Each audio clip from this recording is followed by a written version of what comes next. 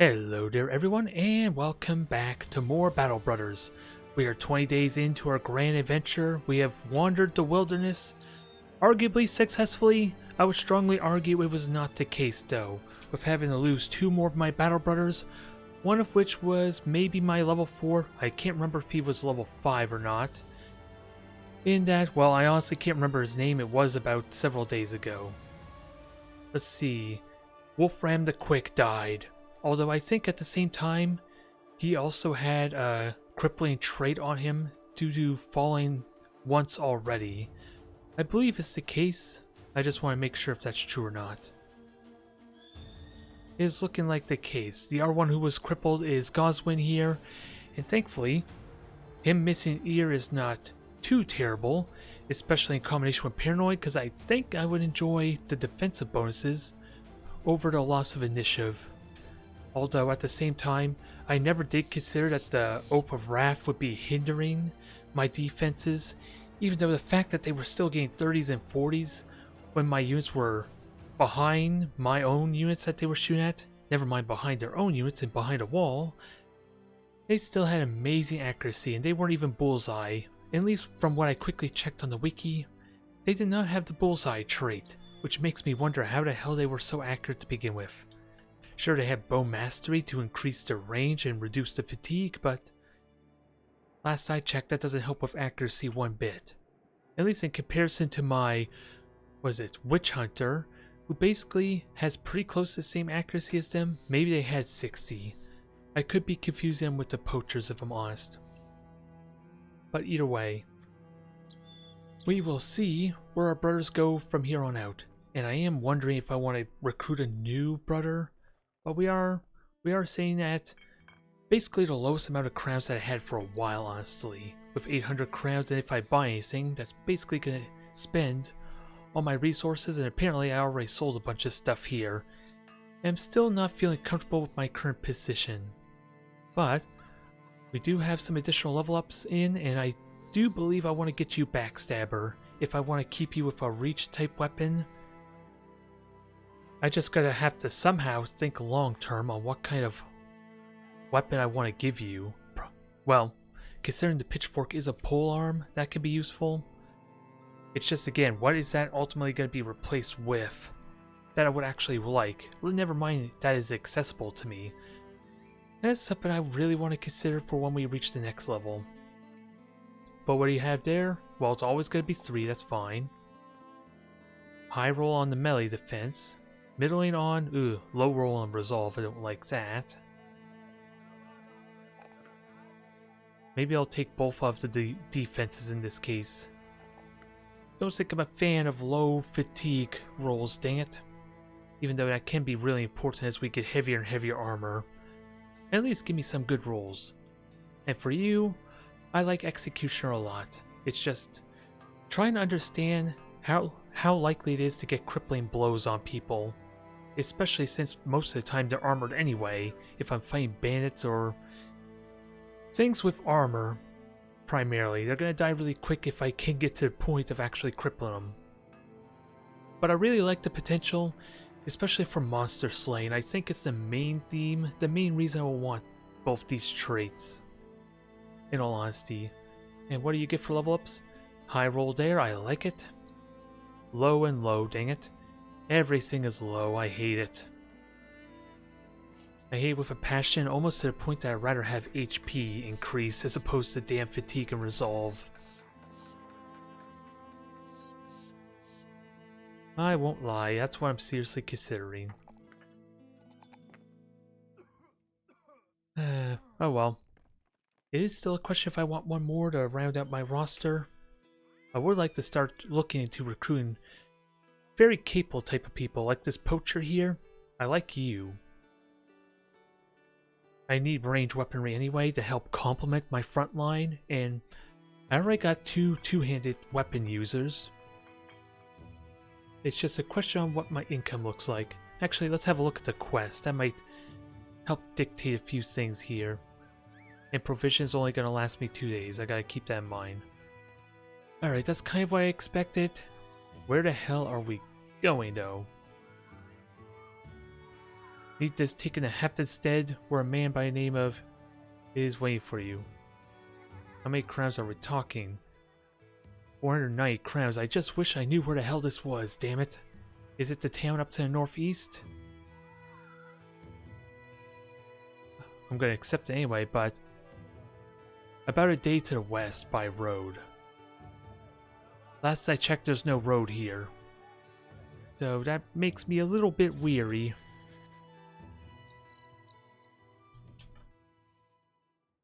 Okay, it is a day west, but I might want to take the shortcut because sadly I can't take multiple contracts at once.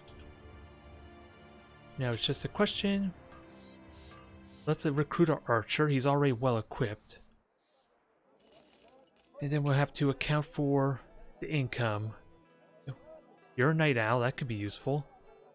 You're huge, which is sadly not useful. If only there was a way to buff up his range attacks. Because sadly melee damage does crap for you. Unfortunately.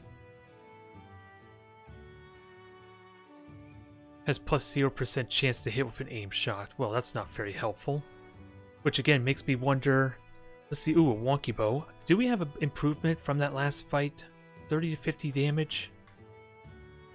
40 to 60? Congratulations.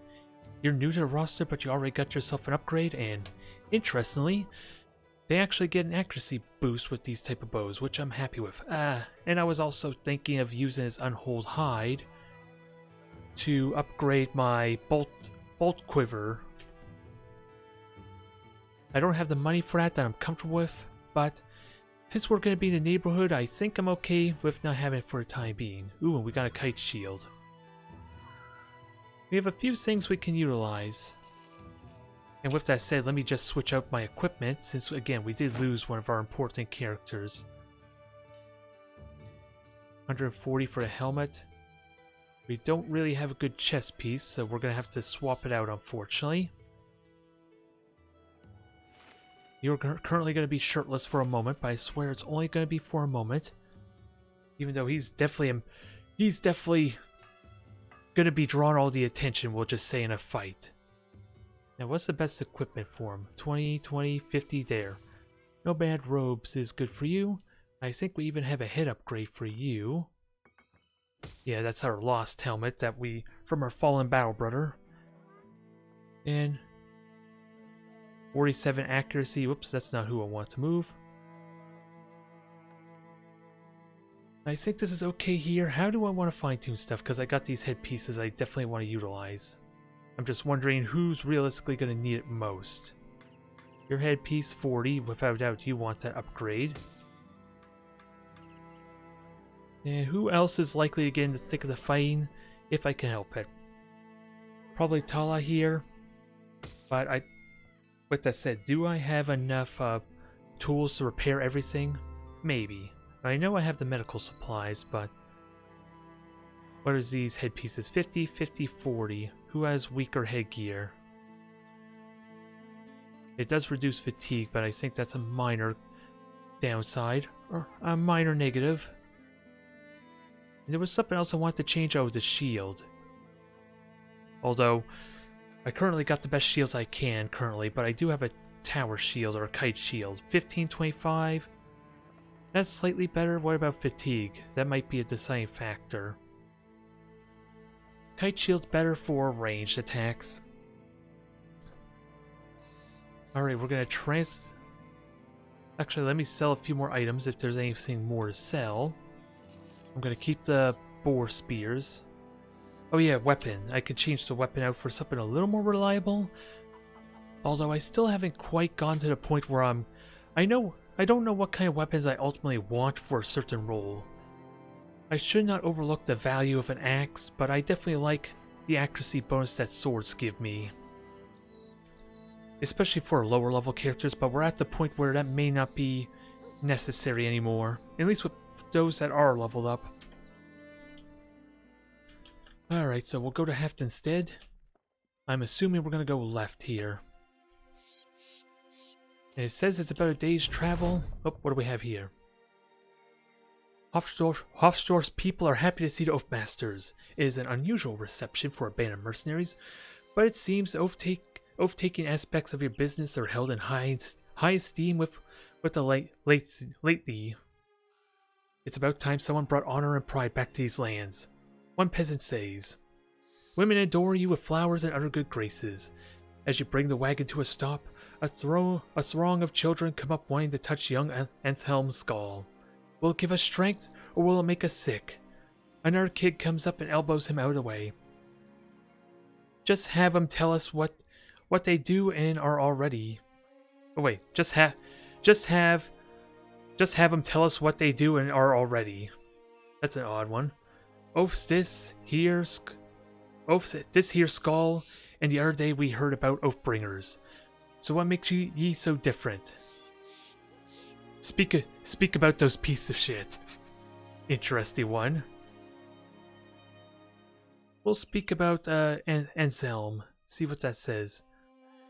You tap young Anselm's skull.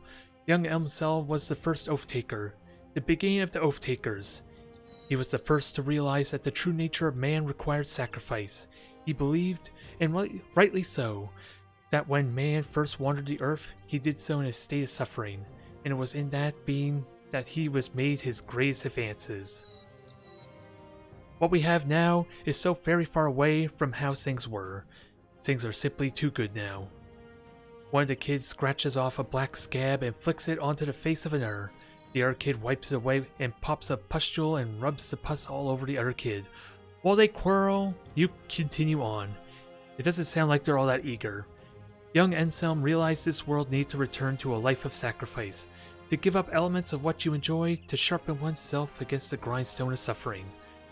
Naturally, this made young Anselm many enemies. One of the kids looks up and asks how it was that young Anselm died. You smile and say this is a story for another time. we could still talk about the pieces of shit. I don't know if I want to do that or not.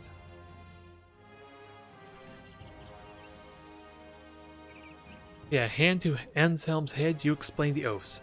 Every day that we rise and offer ourselves unto this world, we take an oath. An oath to ourselves, to our loved ones, to our neighbors, even to the earth, and to the animals which adorn it. We take an oath to the world entire. A kid bites down on an apple, he says. Okay, if ever one is taking oaths, what makes you the oath takers? Aren't we all oath takers then? You grinned and nod. Precisely.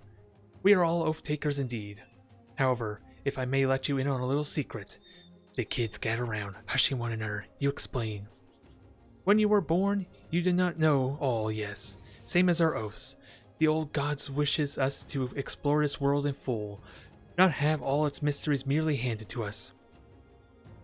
If they were handed to us, would we be where we are today? Or would our contentness leave us in our first dwellings?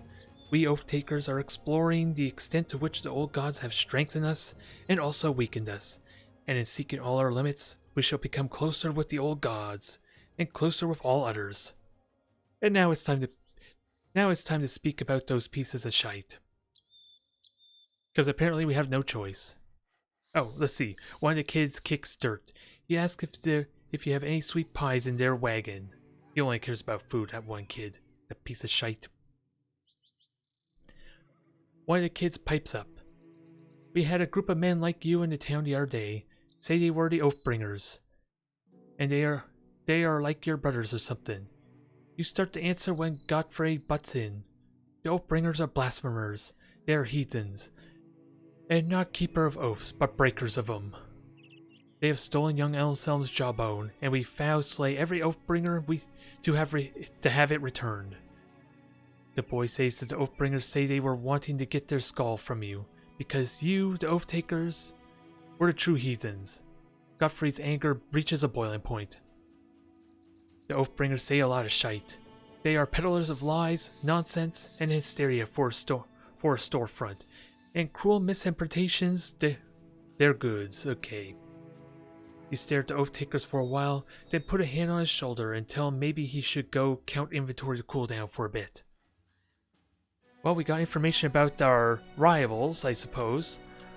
I wonder if we're actually going to get a combat encounter with them, and how screwed we're ultimately going to be when we do run into them. With that said though, I am curious, is the skull actually missing a jaw? Yeah, it actually is. So I wonder what happens if we do encounter him and we recover the jaw. Is that like a buff to the skull in some form? I seriously wonder what happens in that regard. Oh, we got lots of wandering. We fought trolls before, so I'm okay fighting a single one, right? Especially since we're kind of going the way I want to go. This thing is really good at moving through the woods, so I'm gonna have a hard time chasing it.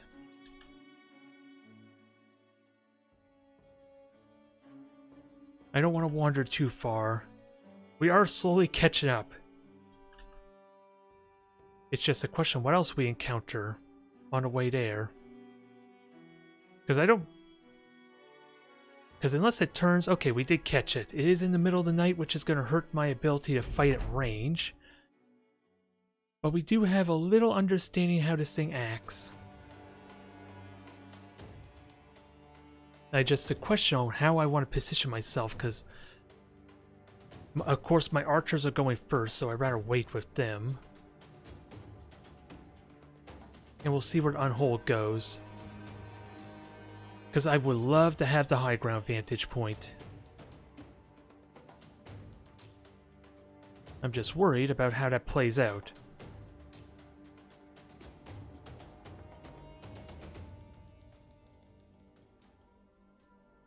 And I want to spread out some to minimize the charge damage if it does that. I don't know who they would likely charge. Only thing there to keep note of. Never mind how it behaves. And I don't have a Pathfinder either, so I gotta keep that in mind.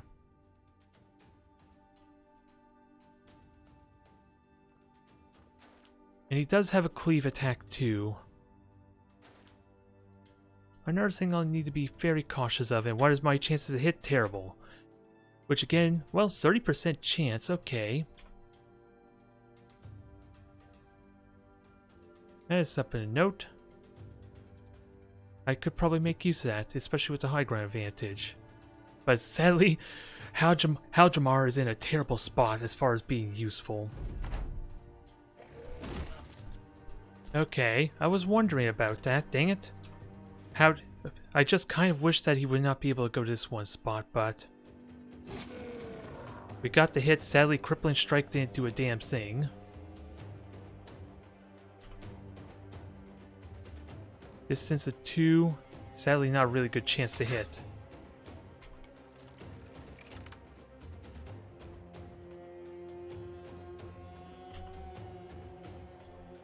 An 8% chance to hit, sadly. And that is not hindered by line of sight, at least, for the moment. That was a good hit, though.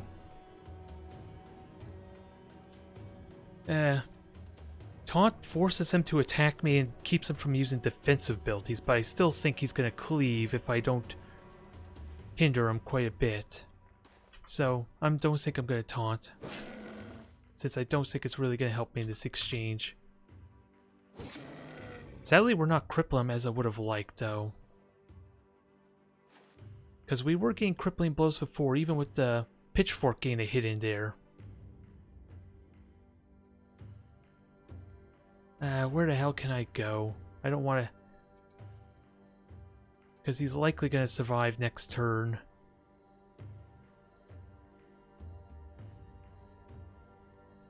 Why is it... This is unusual. Why do I have the banner icon here? I'm a little confused about that and what that might mean. Oh, okay. It didn't dawn on me at first that that was the case. Because it looks like it was up here rather than the other way around.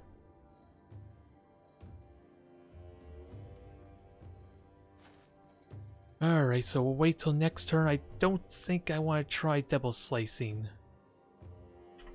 I don't want to give him more attacks if possible. Actually, is it a good idea idea to knock him back. Of course, had to miss the 85% chance. And sadly, crossbow is not doing good for a witch hunter. I figured you'd be good at this type of role, killing monsters and things like that.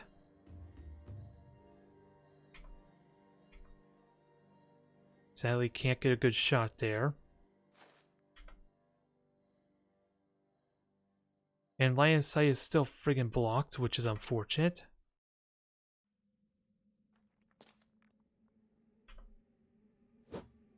I had to miss the attack.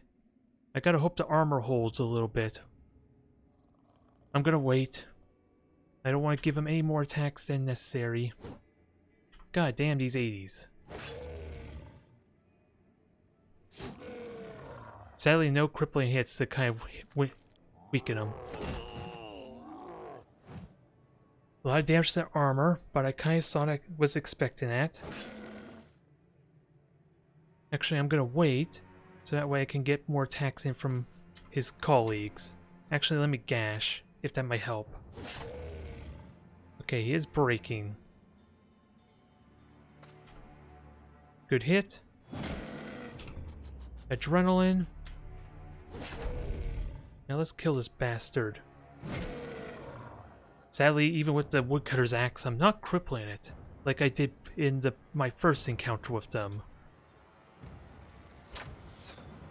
Missed the shot. Now's your chance to shine. You got a clear shot. It's about to die. Will you actually friggin' hit the shot? I was honestly expecting him to hit a friendly right there. That's what I was seriously expecting. Alright, let the Elder get the glory. Not really a lot of health damage, but I did suffer a lot of armor damage, which I'm not fond of. Ooh, a heart. How much is that compared to this? Interesting. I am very intrigued to see what I can do with that. Sadly, that took a ridiculous amount of time to go over there. And I'm almost out of tools.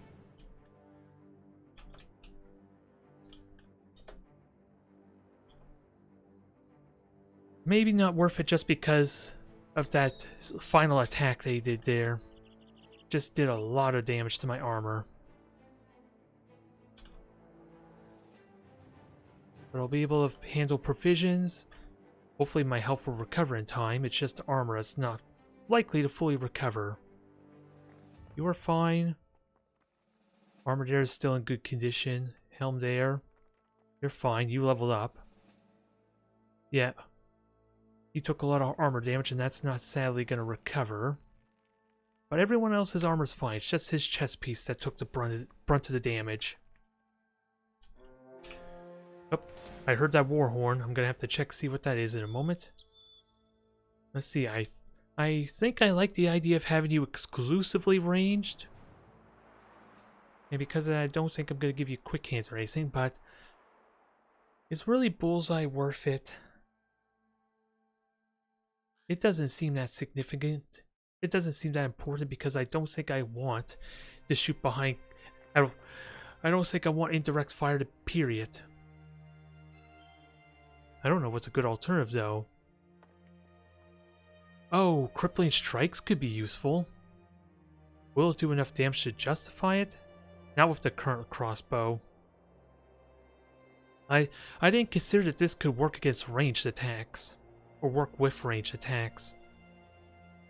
And this inflicts 20% extra damage if they sustain an injury effect. I don't think thematically that fits for you because of course he's a witch hunter. I think he likes fighting monstrous creatures and the supernatural. I don't think that's appropriate because undead and creatures like that don't even get crippled. I'm gonna have to bite the bullet and try a bullseye at some point. I just don't see the value in it right now. Maybe for bigger battles, maybe for late endgame, it could be useful. Max roll on the range, I like it.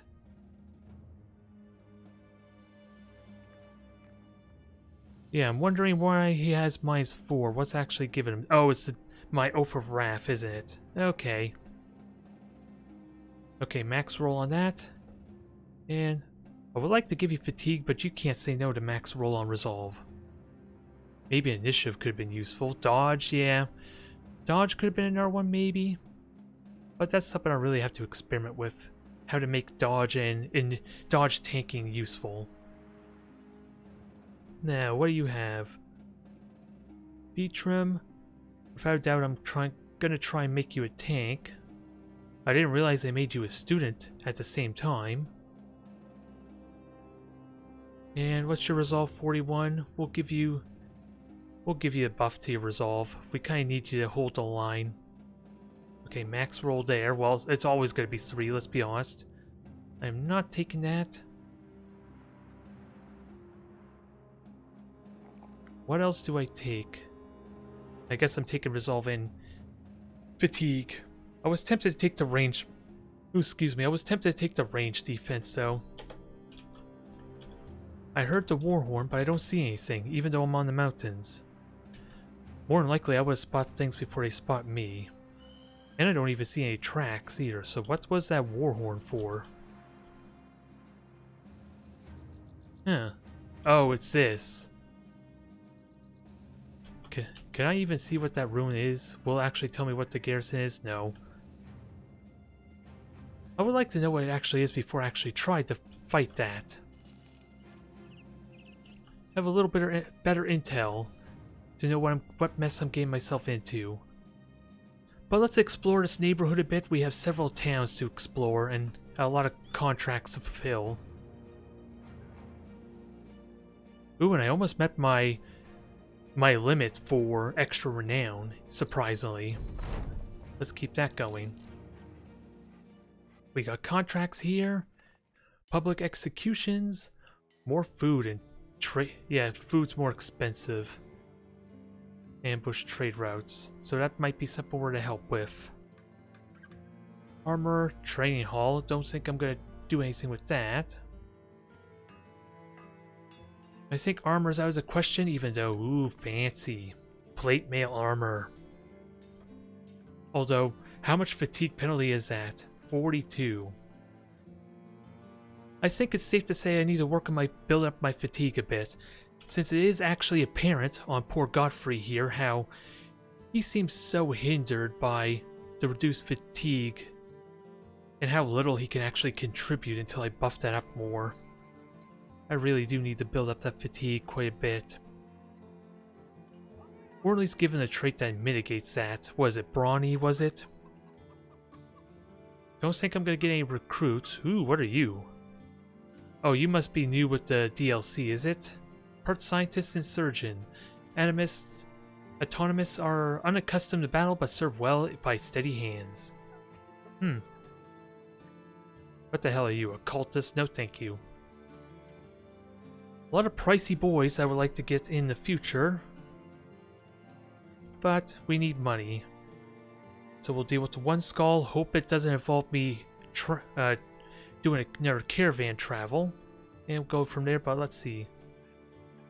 239. I would like to go back to the taxidermy, but that'll be sometime on our journey. And how's food?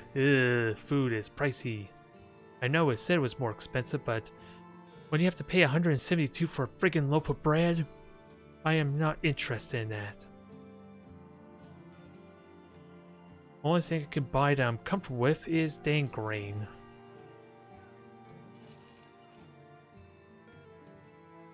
And I do need more tools. 50% increase.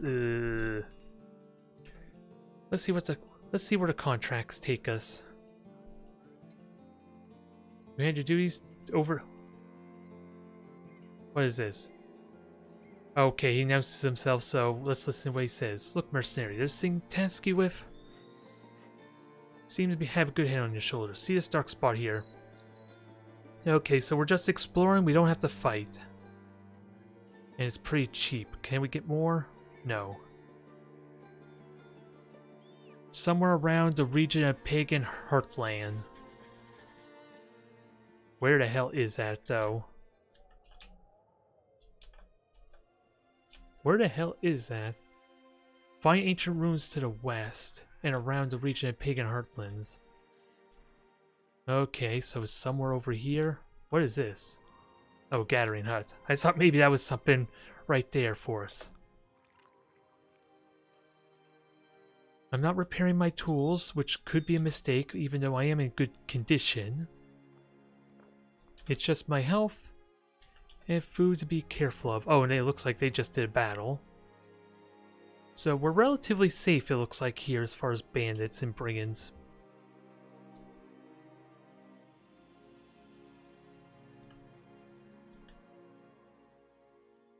Around the region here, there's a lot of battles that have been here. And a handful of them are off the road, which makes me think that they're bandits that have been defeated mostly. 2 of them are on the road, which could have been a problem. We have barbarians. I don't know where would be a good spot to fight them, if I even want to fight them at all. Because I want to try and find this area.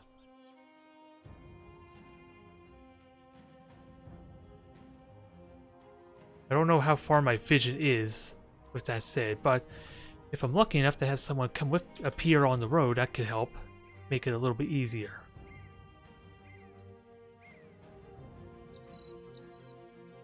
They're running away. Cowards! Alright, let's engage them. They've fallen for the trap. Now I just gotta get the spoils. Ah, dang it, they fought first. Oh no. Maybe? Yes? Okay. Okay, they are fighting each other. Alright, let's get to fighting. And I'll be able to get a shot in, but sadly I have a shield. Not that it mattered in that case, but...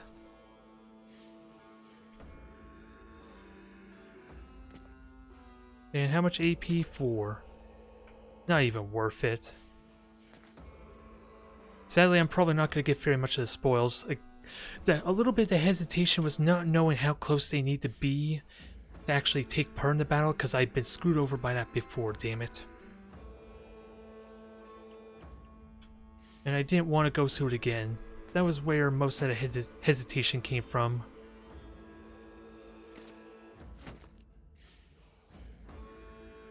But let's have our fun with them. And what are you? A Reaver. You're the one I definitely want to kill, because you probably got the best traits. Never mind the most experience to earn.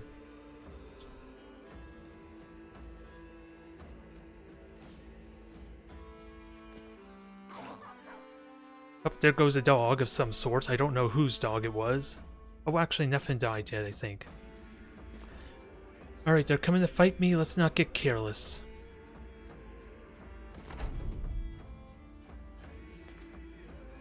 Let's get our battle formations ready.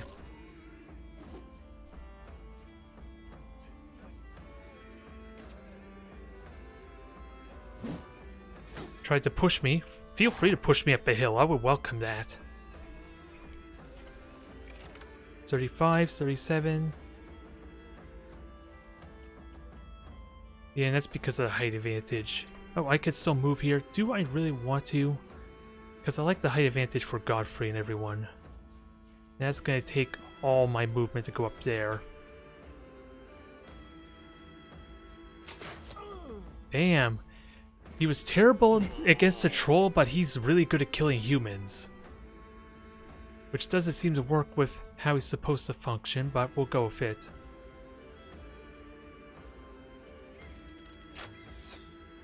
Wide shot, but thankfully it didn't hit me.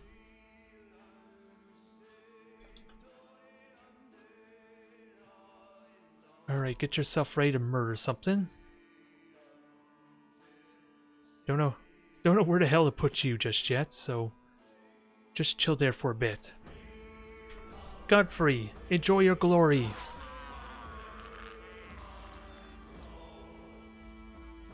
I think I want you up there because you're going to take the most crap in a moment. And then I need to put...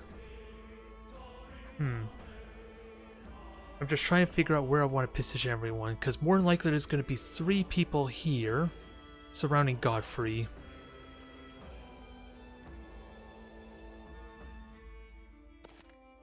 And I'm just wondering if I want to be a long formation with him or not. Since he's not using shield wall, but... How much is it for shield wall? 4 AP, but a lot of fatigue.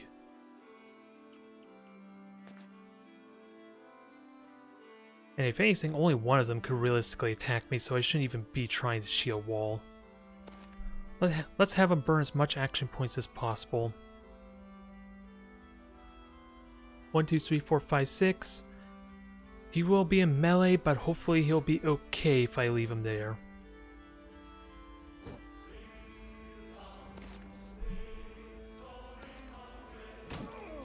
These guys are certainly well armed, but I hope to get most of the glory somehow, since apparently most of them are up here already.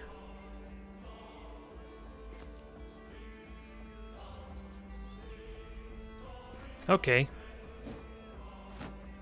That is interesting. They don't want to fight me anymore. Because they figured out... Because I guess they're not going to get an easy kill with me anymore. I guess. We still have an axe thrower though. As much as I want to kill the Reaver, he's a bigger threat and I sadly can't hit him. Let's see, 1, 2. Actually, I could potentially hit him, but Goswin needs to move first. And I wonder if I'm getting an adjacency bonus for this. Yeah, I am kind of. Although that's just setting him up for everyone else to kill him, let's be honest. More than likely. Oh, missed another shot there. And he can go up there and poke him as well. So you're gonna wait for Godfrey to move.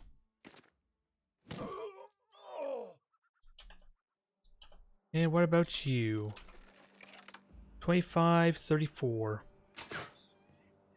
You were doing good so far with 2 hits, so I'll go with it. Let's hope they don't steal my glory. Because he's currently breaking.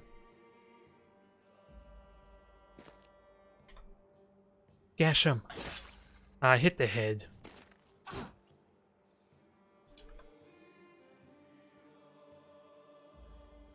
And I think what I'm going to do is taunt him. So that way he doesn't... Well, I don't think that really matters, because I don't think he can throw his axes when he's in melee anyway. Maybe that wasn't the right choice. And what the heck are you? Okay, you're both Reavers. It's just the weapons that you're having that's different. Good hit. And we have 2 ranged attacks to throw at him.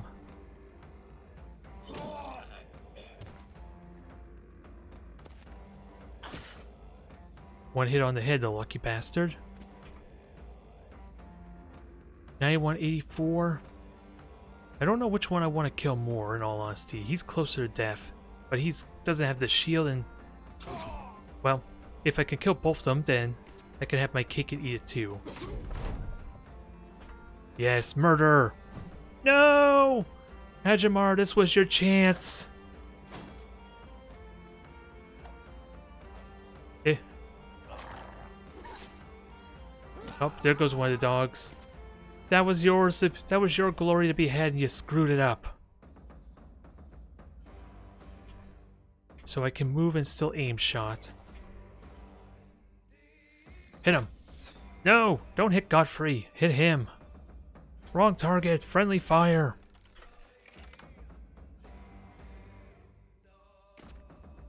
That blocks, so I'm not even going to chance it. Now, who gets to go next? One of them. And there's still one more around somewhere, I just don't know where he's at.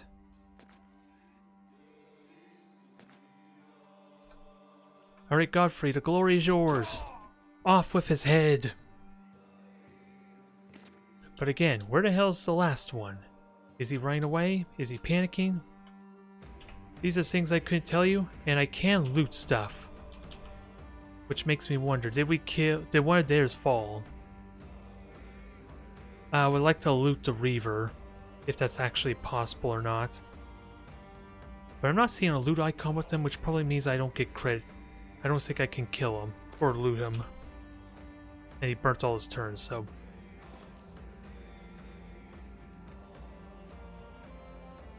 Where is this last guy, though? Probably right away, if I have to assume.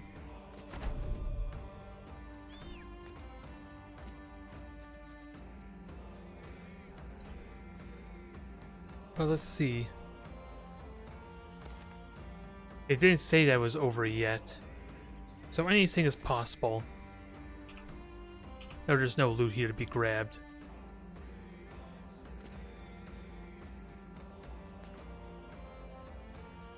Alright, let's see what we can find. No! The poor dog! They're gonna pay for that. Those monsters. No dogs would have been slain if I had done this properly and actually engaged them first.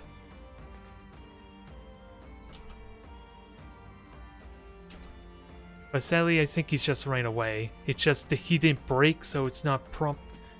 It's maybe not prompting that the battle's over because of that. Yeah, it's over. No level up, sadly. We got some spoils, including armor repair kits, which is fine. And I'll happily take the throwing axes. We just need someone to build up as a skirmisher, though. Now, where the hell do I go to find this dang thing? Thank you for your help. Oath of Wrath fulfilled. Good. When it comes to Mortal Kombat, there's only one way to be sure. Total annihilation. And there's also a classic video game named that. And the weapon of choice in this death-dealing endeavor is that of the two-hander. The men of the Oath Masters took the Oath of Wrath like moths to a fiery half-complete... like moths to a fiery half-complete blacksmith's iron. That was a phrase I was not expecting to read. When it retches from the coals red hot and blazing, the smithy standing over it as some mad executioner, hammer in hand, ready to flatten its glowing edges into a finished product of ultimate killing. And he turns it up and realizes the chunk of metal is too large for an ordinary man, but big enough to cleave someone in two if put in the proper hands. And so the Oathmasters disregard defense and welcome bloodletting with open arms. Blood slaked and with satisfied wrath, the Oathmasters is ready to take its next oath, and everyone is happy and eager. Still a question of where the hell do I go there? It says to the west, and we'll find our own. We just gotta pick a direction. It's just the problem, I don't know how far exactly I can see. Outside this fog of war, maybe. There we go. Can I actually see what is? Nah. We'll worry about that later. I thought maybe I could see what the garrison was. It took us maybe a whole day, a day and a half. But we still are getting our pay for it, in comparison to the crowns we're spending. Just would have liked... It would have been so much nicer if it was next to the road, but hey. We got ourselves a little bit of combat, that also helps. And what... Excuse me, what exactly did we get? Ooh, salt. I think these are one of the few items I can get at full trade value, maybe, depending on the state of the town I'm in. And otherwise, we didn't really get a whole lot in terms of weaponry, sadly. Just really the throwing axes and the salt could be useful. And at least, well, we did also get the tools and supplies, but I think we only got like 2 of them, which isn't really saying a whole lot. But how is my armor condition looking at? Like, you're repaired, you're close, full, you're completely up and ready to go. So it's just Godfrey and his chest piece, but let's be honest, he's still basically in full fighting form, even if it's not fully repaired. If anything, Godfrey is just not trained enough to make the most of his gear, in all honesty, with the fatigue problems we're having with him. 260 crowns, I would have liked more, but it was a 1 skull mission after all. Now, what is the second one? I mean, I'm gonna need food, though. Let's see. Oh, yeah, I got the free drink, so I need a caravan guard to Duncantel. 2 days to the south. Dang it. I want to go east. How many crowns are we talking? Not worth it. Not for 2 days travel. I'm barely gonna make my money back that. But I am without doubt gonna need food. Everything is at least cheaper. Bread is still over double price though, and I'm not even gonna touch that with a 10-foot pole. Ooh. That made that barbarian fight worth it. Whether I can get better, I don't think that really matters at this point. 181 gold for dried fruit. Wow. Wow. That is not what I was expecting. I really want to go somewhere else. And it's 2 days of provisions, so I really hope things are cheaper elsewhere. Because this is a hot town. What does it have? Goat pens, copper vein, wheat fields. So we can get grain here. I should start looking at that and maybe get a sense on. I don't know what I can read from these little extra structures around a settlement though. I guess I could read the details, but I will save that for after the stream. Oh yeah, I have the figurine too, don't I? I know I'm trying to hang on to things like the brain here and all that, to see what the taxidermies can use it for, although at the same time, the taxidermy seemed like it had nothing for me with the brain, so maybe I couldn't sell it there or even use it. It says I can use it for crafting stuff. But yeah, there's something I forgot about. I did not think about the figurines.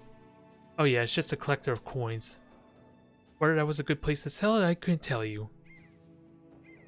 But that salt alone definitely made that fight worth it with the barbarians. And we have brigands here. I don't know. What do we have? A few thugs, 1 marksman, and some raiders. Some meaning like 3... Oh no, most of them are, yeah, most of them are raiders, so that'd be 4 raiders, 1 marksman, and 3 thugs, as I think is what that's telling me.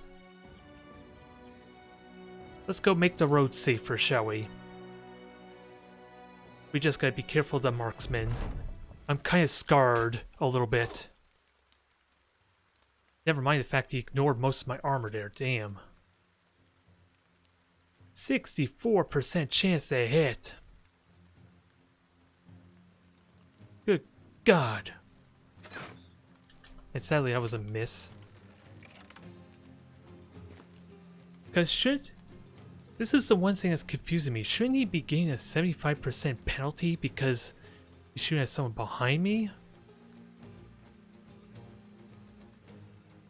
Okay, and I got hit in the head, that's why. That's why that happened, but still, that's something that's confusing me. Thankfully, there's no line of sight here, so maybe it's because of the height advantage, if I had to guess.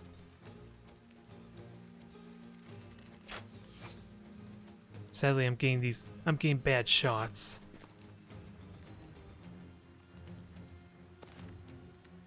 Oh, it was 245? Well, now we have incentive to go back and sell it in that case. Just a shame I missed it if the figurine was worth that much.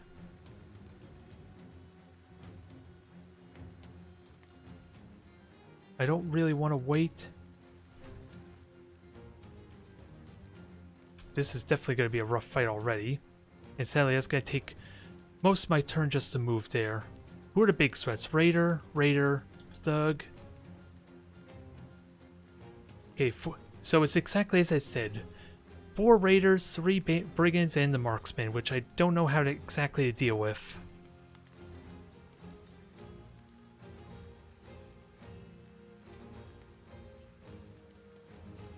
Where do I put you? Because if I put you here, you're at risk of getting attacked by him.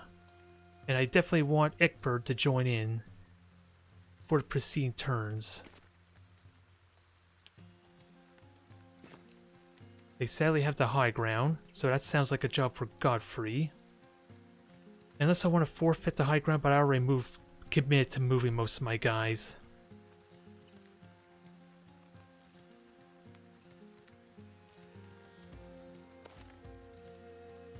I think the best I could do is try to prevent them from getting good focus firing and then get the numbers advantage. But I think Godfrey goes up here. That's just terrible movement. 1, 2, 3, 4, 5, 6, 7.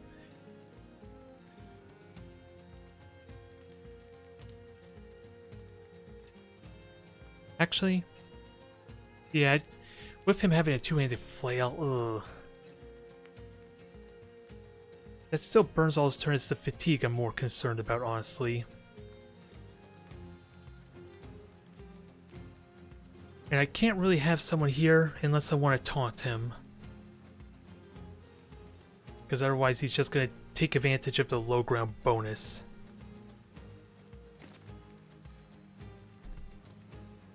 Oh, and I'm currently bleeding from that injury too. So that's his entire turn. I'm just wondering where would be good to put you. Well, protecting Eckbird, I guess. For what little it does me, considering that he's not hindered from line of sight.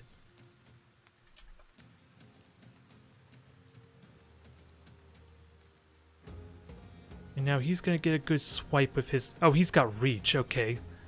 I gotta remember, that's an important factor, but...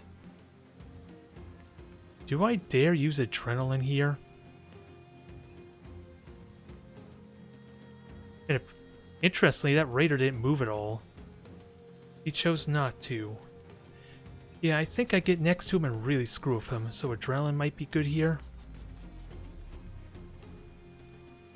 I'm putting Godfrey in a bad spot, but hopefully he'll have some support to back him up.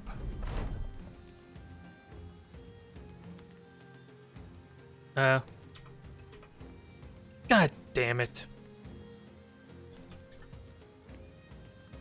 He can't move on that tile for some reason. And it sucks. There goes my plans ruined. I probably shouldn't have gone there with that said, because that's denying him an attack, but I like to think that's good, but he's just going to get shot by Archer now, isn't he? Well, that was odd. What the heck did you just hit me with? Pound.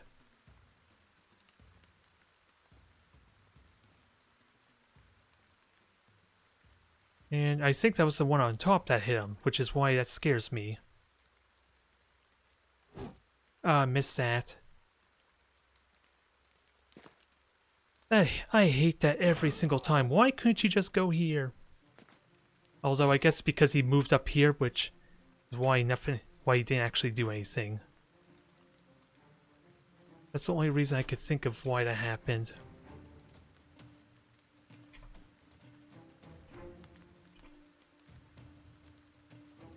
And sadly can't hit anyone from this angle the best. Because apparently he's blocked by the raider. That sadly hit the shield.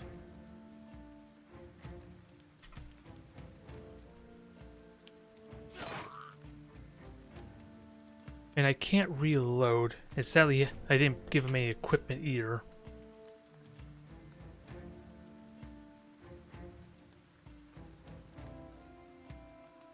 Do I dare chance him dodging? I don't think he's going to successfully dodge. Well, he got the reload.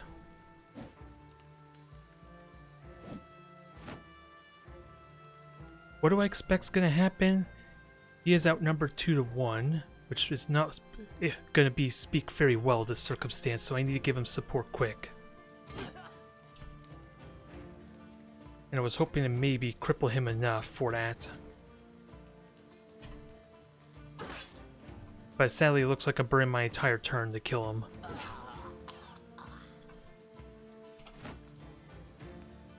Nope. He's currently breaking. So Godfrey, take all the hits you can get.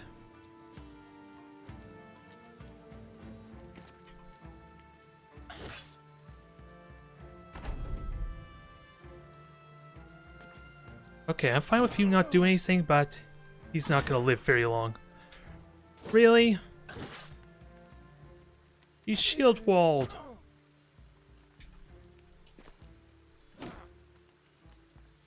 What were the odds to hit there?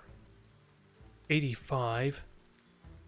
That is ridiculous odds to hit there, dang it. What were the odds to actually hit Godfrey there?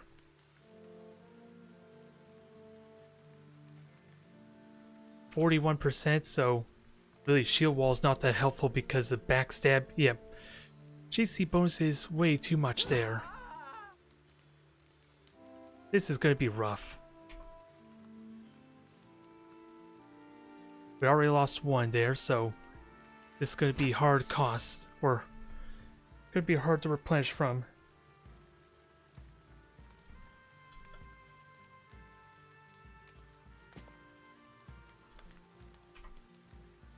$37. Can't get ideally the shot I want. I can move 2 spaces, but that doesn't really help me against these thugs. And he's stunned, so Godfrey is pretty much screwed for next turn.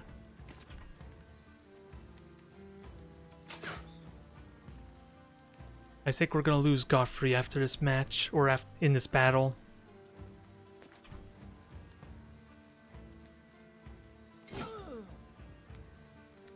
I don't know how to support him in this case.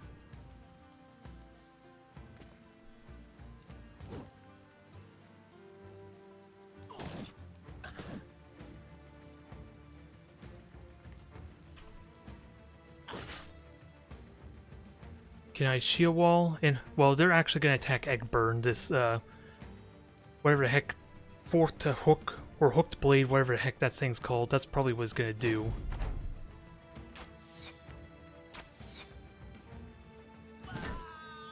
Godfrey is down.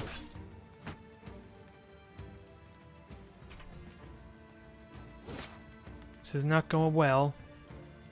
As much as I would like to dodge away, I'm gonna have to trust my teammates to make this work. And shield wall's not making that likely.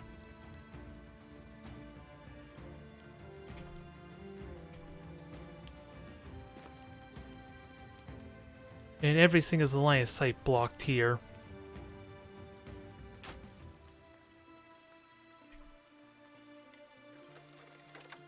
$14, $12. I can move 1 space, but that's not going to do me much.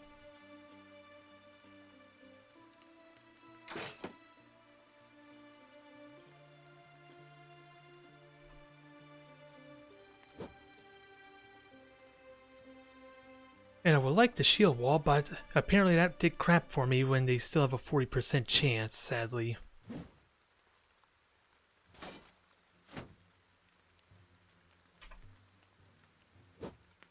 Missed the 70, so that really sucks there.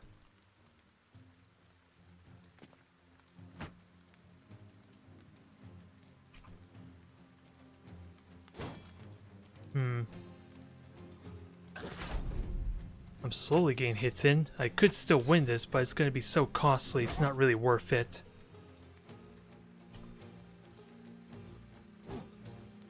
And dodging away is a terrible idea.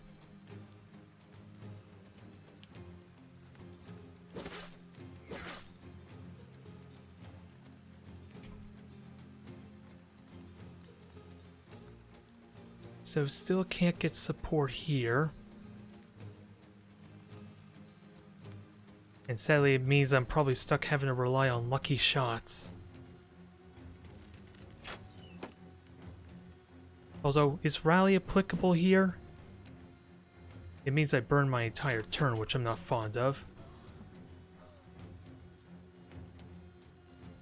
Because currently only one of them is wavering, and that's Eggburn himself.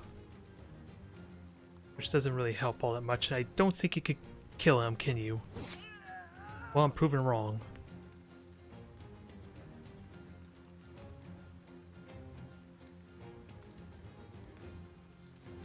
He is still slowly bleeding to death, though.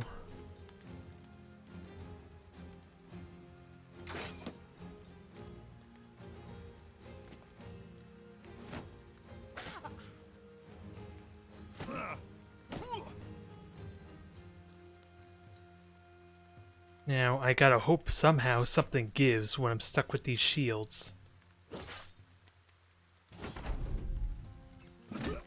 Nope, another one down. There's one more gone. We're starting to falter, sadly. I have no more front line. And even when I try not to shoot him, I shoot the dang shield.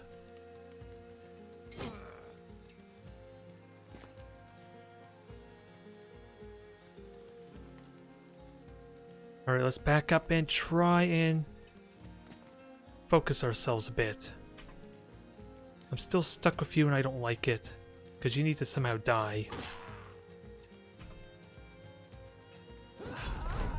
Alright, even footing. Archer's got is in a good spot though.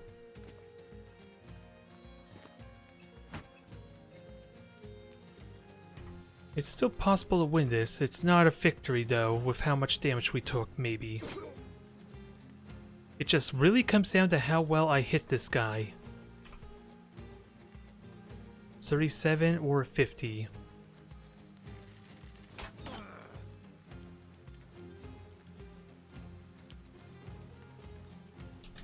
And sadly, dodging away doesn't help me, does it? Because I have too much fatigue.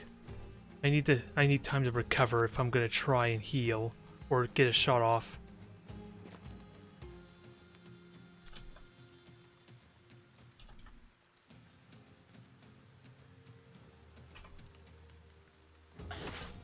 Got a hit there. I would love to go after the archer.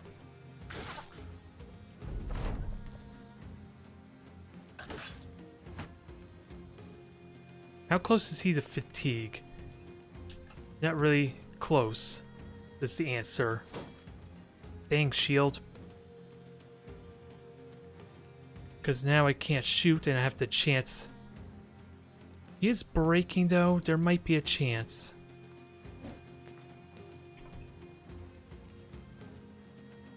See if we can kill him. Thank you. The problem child is dealt with. And I can get a shot next turn.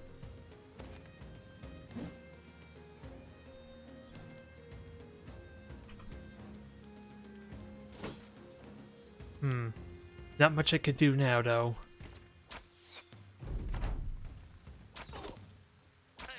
Ooh, Ekber's about to fall.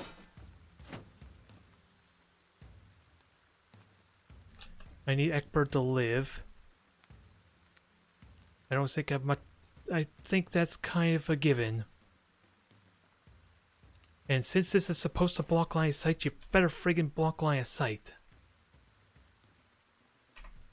Although, gonna have to be careful, he might die from bleeding, because I don't have a bandage. Wow, really? Only a 3% increase to your accuracy? Okay. I could go point blank range, as ridiculous as that is, to ensure the best chance to hit him. And it'll also mark him, but I don't like that idea. And I had to miss. It was worth trying.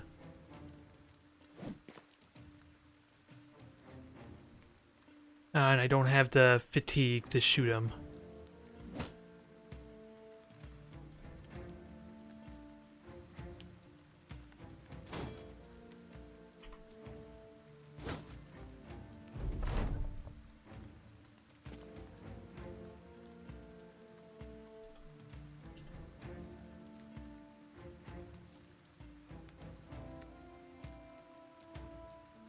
Let's just stay behind the line of sight and hope he doesn't shoot me? Maybe?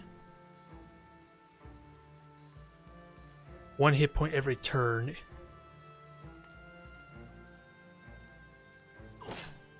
Oh, sadly I'm losing the duel here, sadly, because he's encouraged. We need to not make him be encouraged.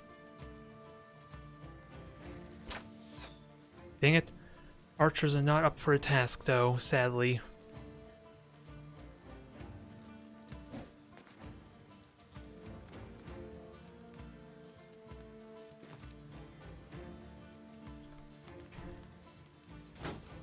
And of course with 57 that did nothing.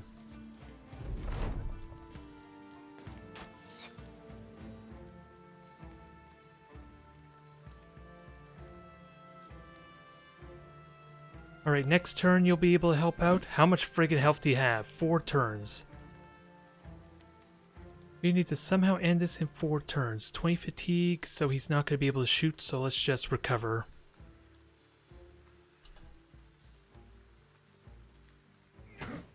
Finally got hit.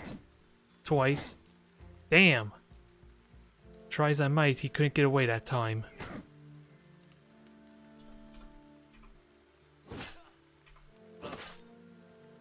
Finally got a hit in. Thankfully the shield took it. Get the kill. Damn it. I should have gone closer. That was probably my mistake there. Was it actually? No, it would have missed regardless, considering the roll, but still.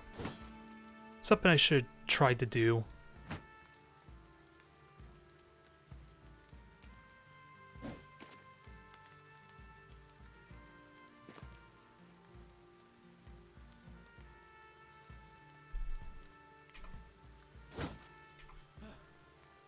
He will die eventually, right?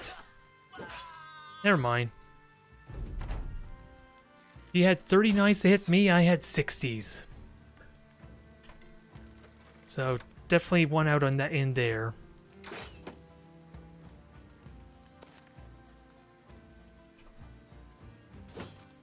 And the shield still refuses to go down.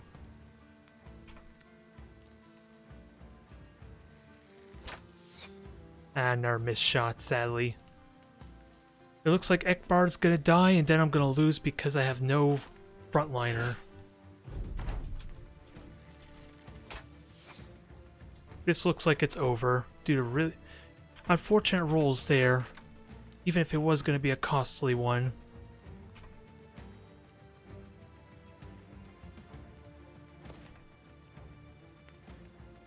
Gotta try to 54.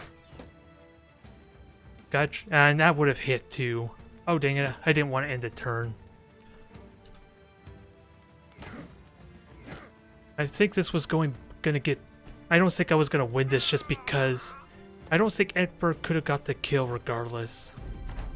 Because of the melee penalty, but yeah. That is unfortunate.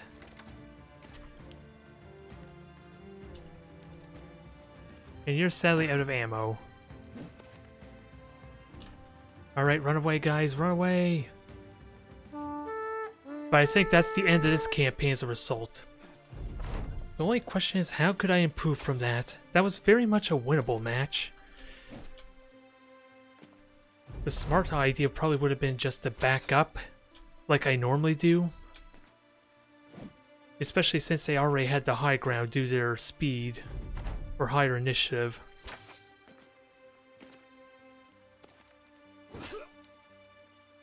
It was a good run though. The only thing I wasn't really happy about was actually trying to fight that go to that ruins, really. Because I honestly don't think that actually helped me. I lost so much more than I actually gained fighting those bandits since I had no contract for it, but that was very much a winnable situation. I just lost a one-on-one battle where apparently my odds to hit were better than theirs. And they still outlasted me somehow. Unfortunately. But we're gonna try that one more time there. Before I move along to something else, because it seems too appropriate.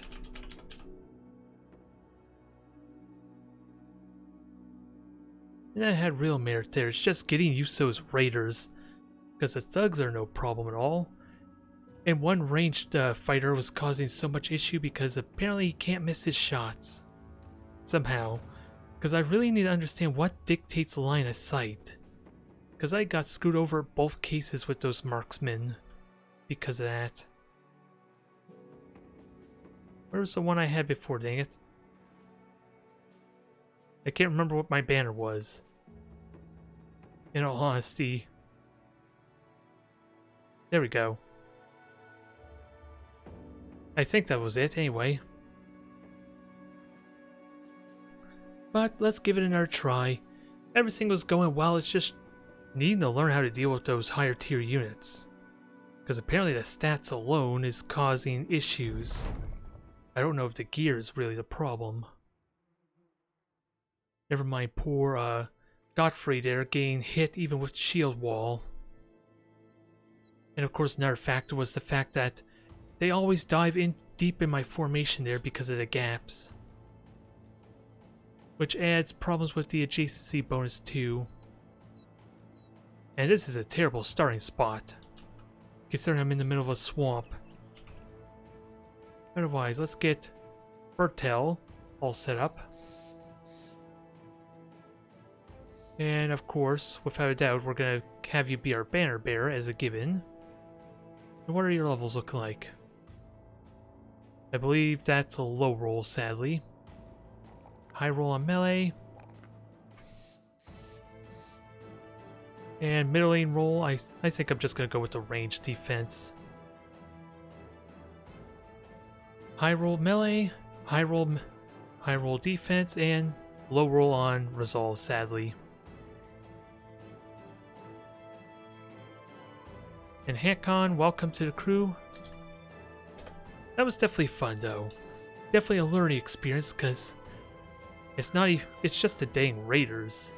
Both those encounters I had with raiders, I had such a hard time with them for some reason. It's just that having to deal with the fact that I have range fighters that's throwing me off so much for some reason. Because again, a lot of those times I thought my backline was safe because of line of sight, and it turns out that was not really the case, maybe. And it's annoying. Otherwise, who am I going to recruit? I have 1,000 gold. I'm probably going to recruit people without buying them extra gear. And then just use them. I wonder if it's a good idea to get a minstrel or not, to kind of sing the praises of our expedition.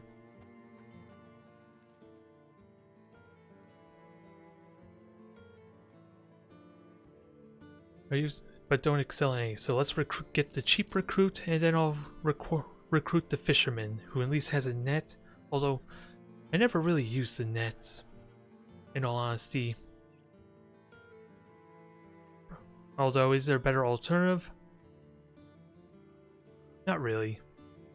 Outside of Menrad here, who's slightly cheaper on the daily income. Welcome to the crew. Let's see what you have and what traits you have. Yeah, especially traits. Let's see. Melee defense, sure footing. Decent. I would like you to be more of a frontline tank because of that.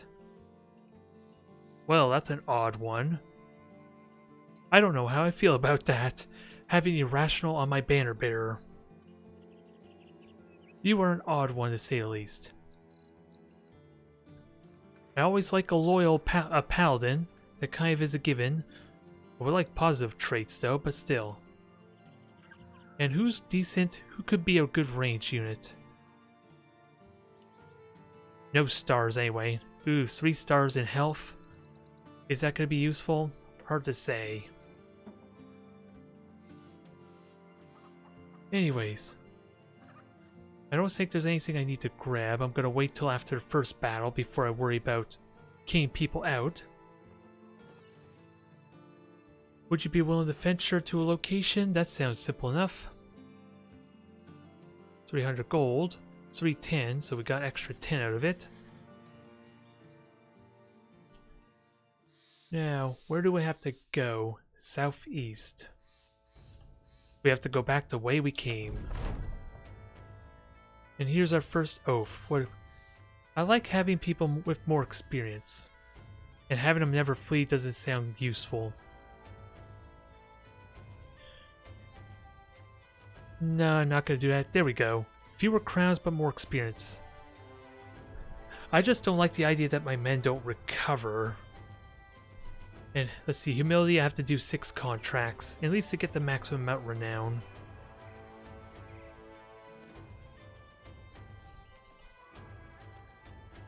Now, there's supposed to be something down here, I just don't know where.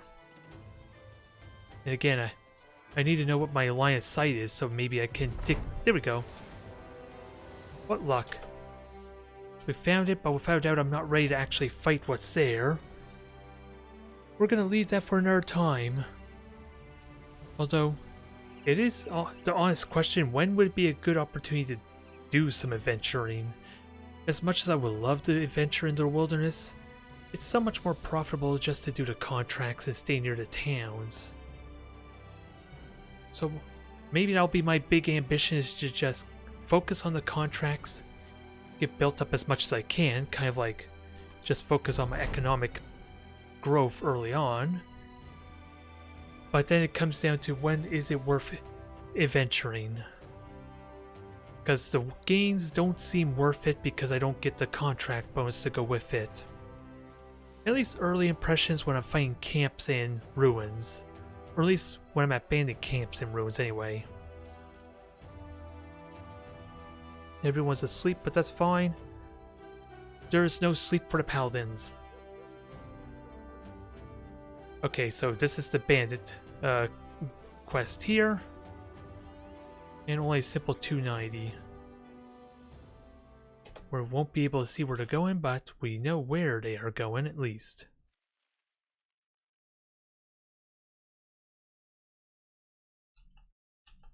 Didn't we just come this way? Not a lot of game logic here, alas. I figured I would have seen the thieves coming through. Kill two birds with one stone that way. Maybe that's a mod I can actually grab too, is have the option to have multiple contracts at once. Or at least feel like I can look at multiples of them and then judge in order which ones to do. But either way, they're basic thugs. We have 2 well-armed troops, and then we have 2 others to kind of give adjacency bonus. And we have the benefit of the high ground. Just a matter of figuring out where to put myself. Because I never did check these guys' traits. Because I'm not expecting them to live, to be honest. Iron Jaw. He is confident currently, so that's fine. Oh, that's the Oath of Humility. And he can't get up there, so just back up then.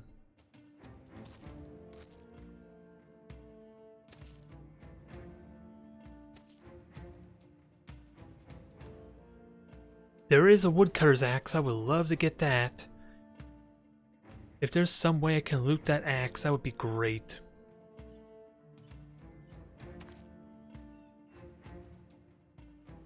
And how much is this going to fatigue them to try and rush me like they are? If I can use that to my advantage in some way. You have a knife? Nope. No, don't end the round. I almost hit the wrong button there.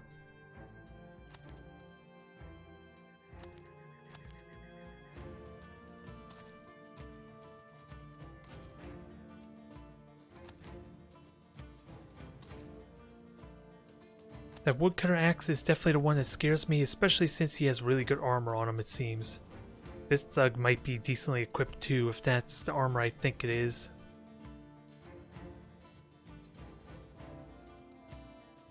And I don't think there's much point to shield wall, it just encourages them to come at me, and I don't burn fatigue that way.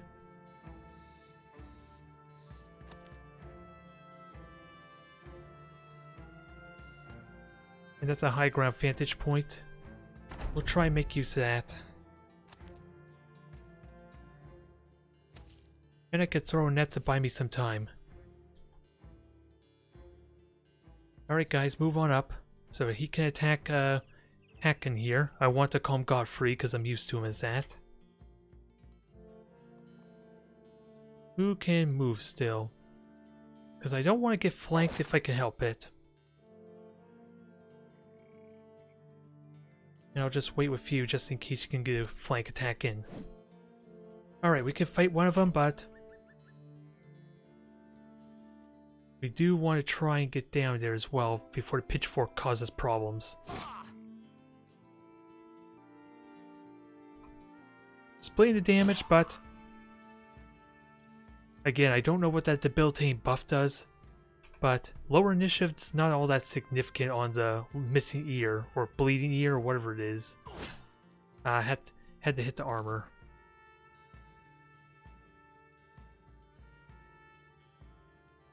Yeah, I would love to charge the pitchfork with my fist guy. That would kind of go well, wouldn't it? Since he's getting a penalty to hit me. I have a knife. I'm not afraid to use it. I don't want to go in there yet unless Godfrey can kill him. Probably doesn't help me very much. Oh, it's debilitating him, so that's a factor. He might still die. Yeah, even with the debuff. Where is it? Yeah, still a 50-50 chance to hit. Give me one more, please. Unless you got a better alternative. Completely ignores armor, but he has no armor to begin with. Ah. You had to miss. He is 100% the main threat. If I can kill him, that'd be great. Sadly, no. I had to hit the head, damn it. That is unfortunate.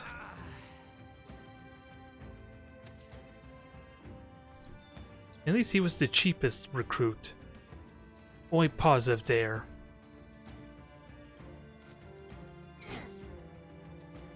I'm gonna take a lot of armor damage now if I don't get kills rapidly.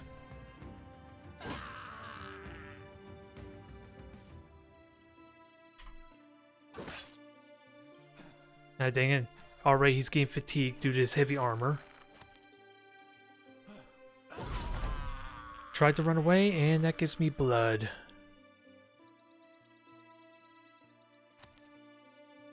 We can clean up the rest, this should be fine, but still. If they hit through the armor, it's still very costly. I need to hinder the morale if I hope to get through this cleanly. Which doesn't help if I'm barely doing the damage needed. And he's fatigued, damn it.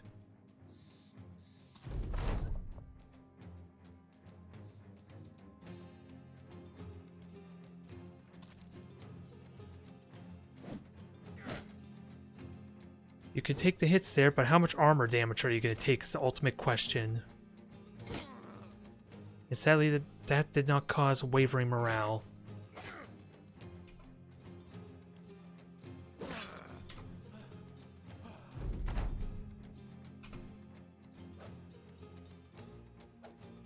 Ah, 2 misses. So this is just going to be one of those damn fights, isn't it?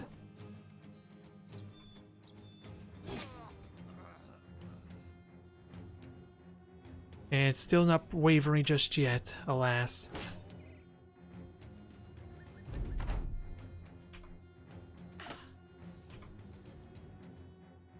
And sadly,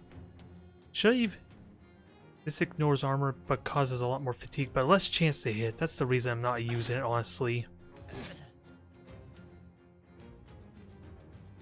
Yeah, well, there goes that. So much for my recruits.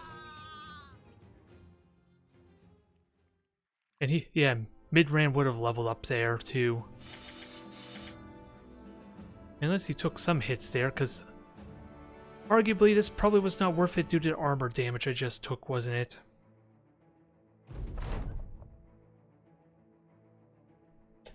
We'll see how much that ultimately costs me. Let's see, 100... Yeah, it's about 100 and then another 50. So how much, in theory, did that cost me? 150, so that's 10 tools and supplies. That's should be, assuming I can actually get the tools and supplies for the price they're supposed to be. That's 100 gold worth of repairs right there.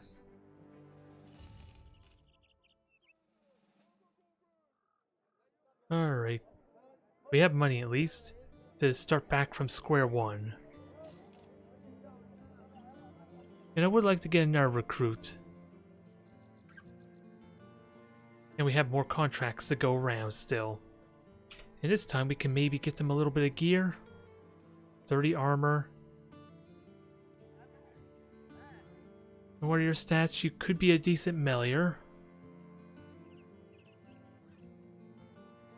What is good for damage? I'm probably going to give you a pitchfork, but problem is, of course, we need a frontliner, but that doesn't matter if I don't have a shield. Alright, congratulations, you are now a student. Can we help deal with your fatigue problem? Middling roll. And I know I want to boost up your... yeah, middling and middling. I don't like either of them. Especially since I would like to increase his range. Why is he at -10 though?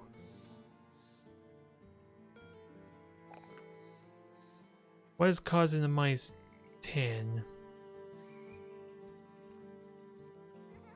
Because right now it's... oh, does he really start with -10 for some reason? From his starting traits? Because I'm not seeing a modifier that's doing that.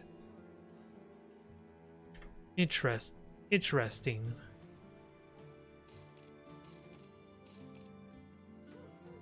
And how much food do I have? I have 2 days provisions, so we're good for a while. And let's see. What is this? I need a caravan escorted. Well, actually, let me look at the 2-skull one.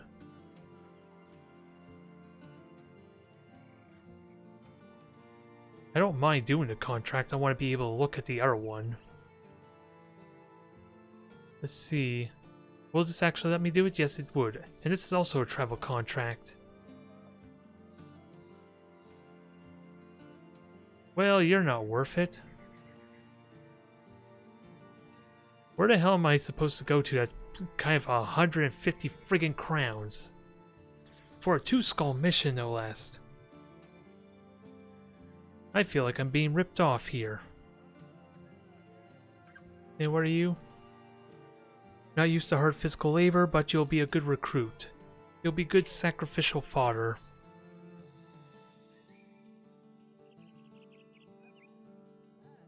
And what kind of armor you have? Just the basic kind, so that's not going to be any good for you.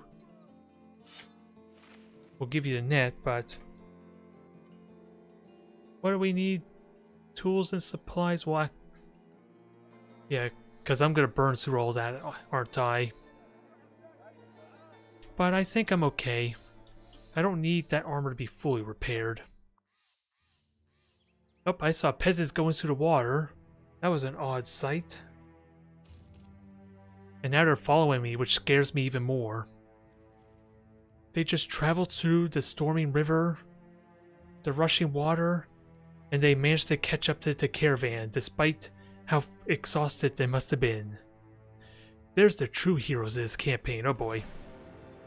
Although this should not be terrible with a caravan, right? We're just in woods again for some reason, which could be a little problematic.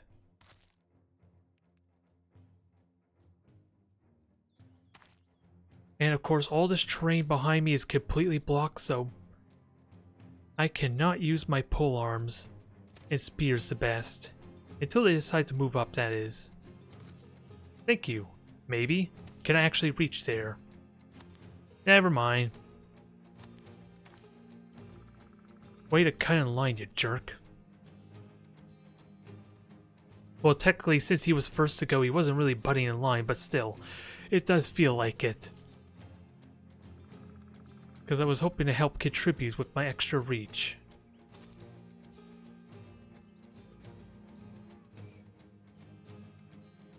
So I can hide in here. I just find odd it says it's a forest. And I can't throw there, so we just wait and see what happens.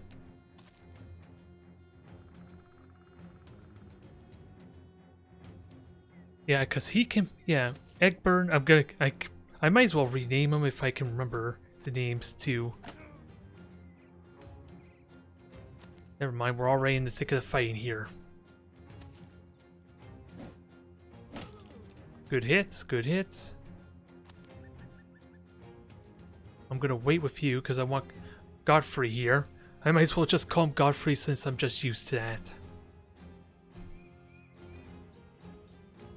What do you have there? I wish I could see what weapon you got. It's kind of hard to say if it's something I should be worried about. If I'm going to walk in here and take the fury of 3 of them. Which I probably don't want to do, honestly. Especially when I can kill one of them right away. Good God, that was effective. Now, sadly, that's going to take 6. I'm not going to be able to hit. There's no point throwing a net, or... I don't think there's a point throwing a net unless it debilitates him, but I don't really care about the caravan guards all that much, do I?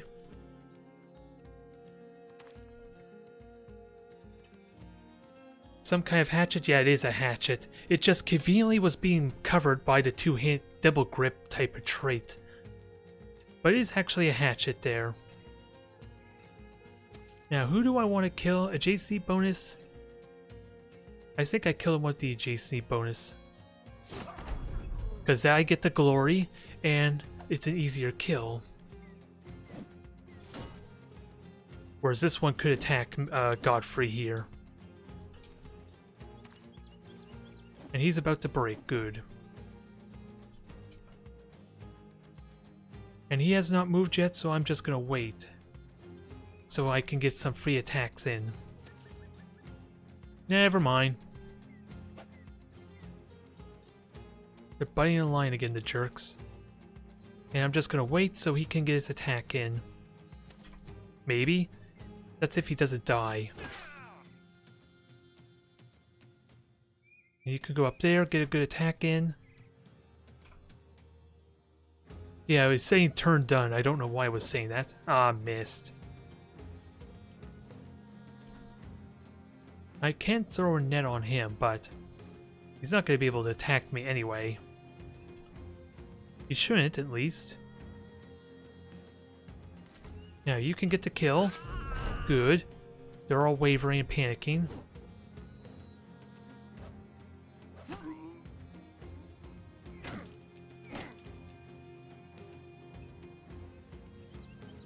Now, he is stunned. I am safe to go in there now. And he's burning his entire turn to go there. It's just this guy that could scare me.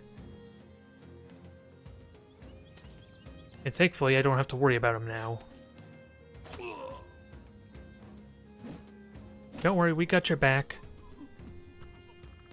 Sadly, don't get credit for that kill. Nice. This peasant group's actually working out well.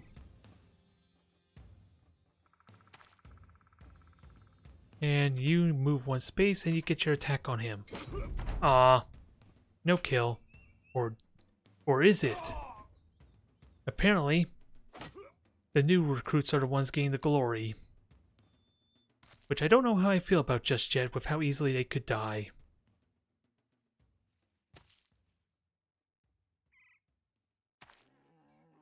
Alright. I don't know if I should mock them for running away or thank them for letting me get the killing blow. It depends how these odds play out. Oh, and he's breaking anyway, so we already know that answer. One more time. Off with his head. There, experience for everyone. Almost everyone leveled up too, which is a nice bonus. And a little bit of decent gear to go with it. There, that made up for how the first battle went. Who do we equip with what? Because I didn't get any tools and supplies off it. You were leveled up, and I don't think any of this is an improvement. What do we give you with that said? Since you could be decent as a frontliner, so maybe we start to equip you, or tanking. Depending on the rolls. Max roll melee. Let's see. Middling on... Well, actually, that's a low roll on fatigue. Ooh, high roll on range, but his range stat's not that great. I'm just trying to think, what do I build him towards? Only thing I'm not sure about, and that's a low roll on resolve, I believe, so not gonna take that. But congrats on the level up. I think recover is the name of the game if I'm gonna go that route to help with your shield walling. I just need to give you more fatigue. Congrats there on your level up. Fortified Mind's probably the name of the game. And let's hope for a high roll on the fatigue. Nah, just average. And god, that -10 really sucks on his starting stats. It's gonna take basically 3 levels just to negate that. So I should just abandon it entirely then, not even hope to give him decent range defense. And that's a low roll on melee. Just make him a melee fighter ideally. And hopefully he performs better than Godfrey with that said. Alright, Ekburn, or Burnt Hell. Let's see. Backstabber seems like a must, but I don't think we need to worry about Rally yet.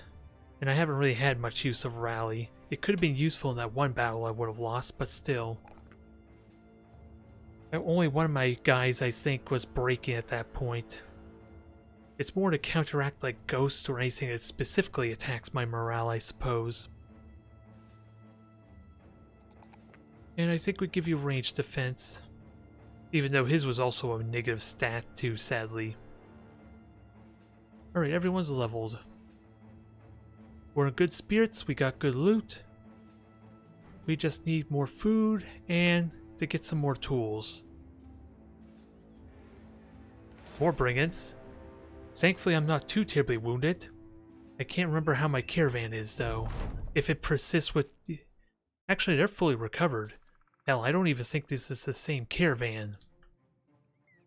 What happened to my previous caravan crew and yeah, who are you and what have you done with my caravan crew is basically what I have to say there. Ooh, they got raiders in this group. This is going to be a lot tougher. Especially since the raiders have been what screwed me over in my last run. And the high ground's right here, and I know for a fact they're not really going to help me, are they? Which is going to be a little unfortunate.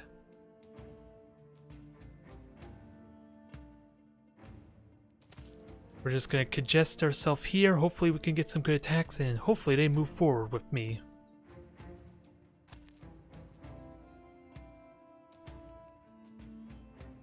And I would like the shield wall, may not even be needed, because... Yeah, cobblestone. Yeah, it's saying that because I'm on the high ground, isn't it? So it's still 2 action points for them. They're going to get 1 attack on Hacken here. I was really contemplating shield walling, but he doesn't really have the fatigue to justify it. Oh, he has javelins too. 3 raiders and 3 thugs. I think, is it a good idea to wait? Because if I move forward, I'm just walking to a hornet's nest. And of course, these guys aren't really going to move forward, are they? And who's left to move? You.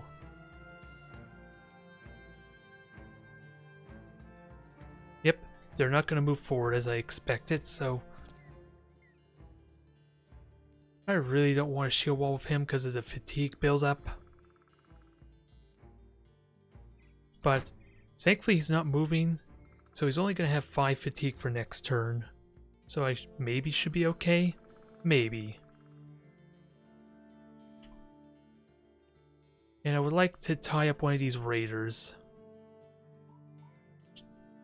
Just because, of course, they are the scary one. Do I spear wall? It'll help minimize the surround if they actually come to me.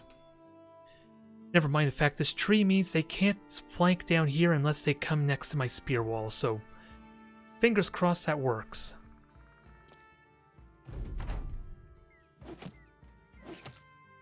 2 misses, so I'll take it. And we're just gonna wait. Although they're also waiting, the bastards.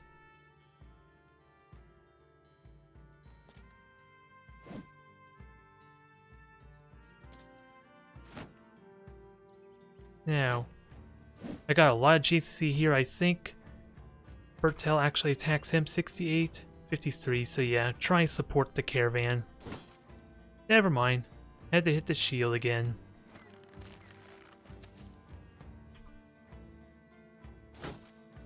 Can I at least kill one of them? The numbers advantage would be massive here. I don't really want to go down there though. But if I spear wall again, it forces him to go over this way. Let's just wait. Sadly, I can't really wait with you, dang it. So maybe I should have moved forward. Because I'm missing an attack on him, or 2 attacks even. Okay, he did move forward. I'm still gonna get 2 attacks, but that chess piece went. That chess piece almost was gone immediately. So let's hope we kill him quickly. With that said,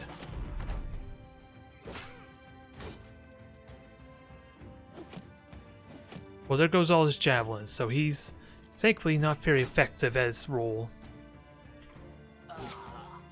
Good, good. Now, can I... Who should I engage? Because the caravan's actually winning against these raiders. And considering the difficulty I've been having with him, I feel offended.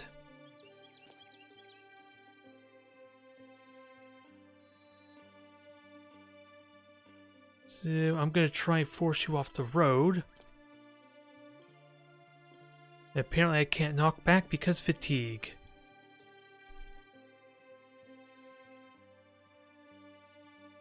Then we'll try and engage you next turn.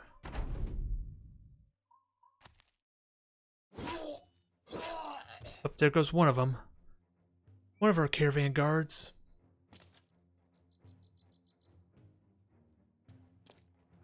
But there's 3 more to take his place. And to give me a JC bonus.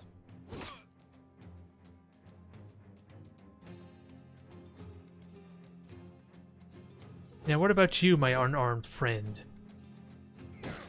Oh, I figured you had a secret, a trick up your sleeve. Actually, I'm gonna wait for the JC and to gang up on him. And we're sadly not gonna kill him. Are we? Nah, he survived barely. Thankfully I can reach him. Ooh, 69, 75. Ooh, decisions, decisions. Everyone's favorite number or the smart choice?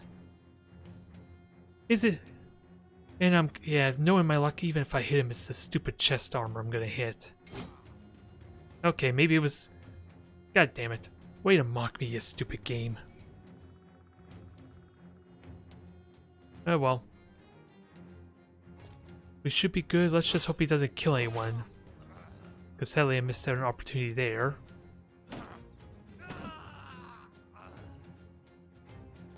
That's unfortunate.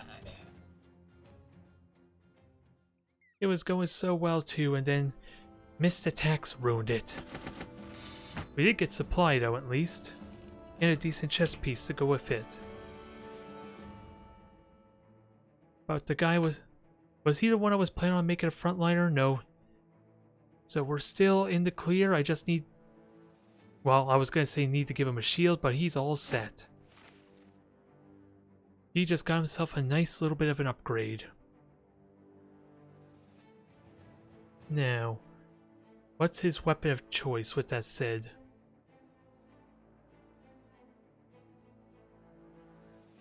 Since I don't really have a lot of choices. A flail. Let's see, 25 to 55. That's like the highest damage weapon I got, honestly. It's just incredibly varied in the damage. And because of the increased chance to hit the head, I don't really want it because it's inconsistent with all the other weapons.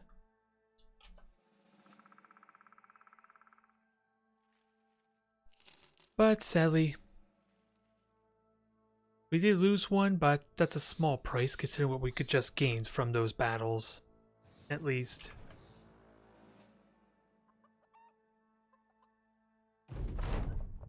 Alright, they're well supplied. We got crown, and it's a keep. Can't get any contracts here, sadly, but let's camp out.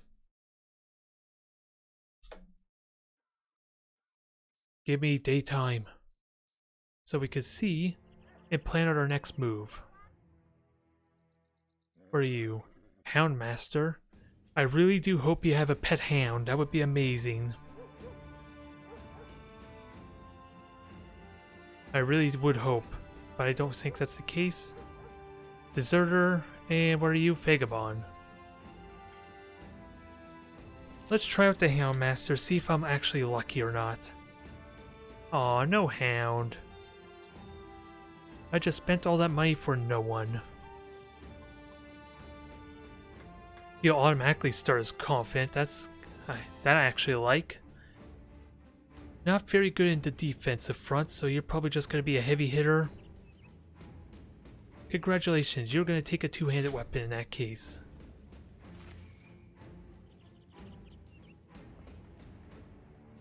And no headpiece, so we're going to have to fix that.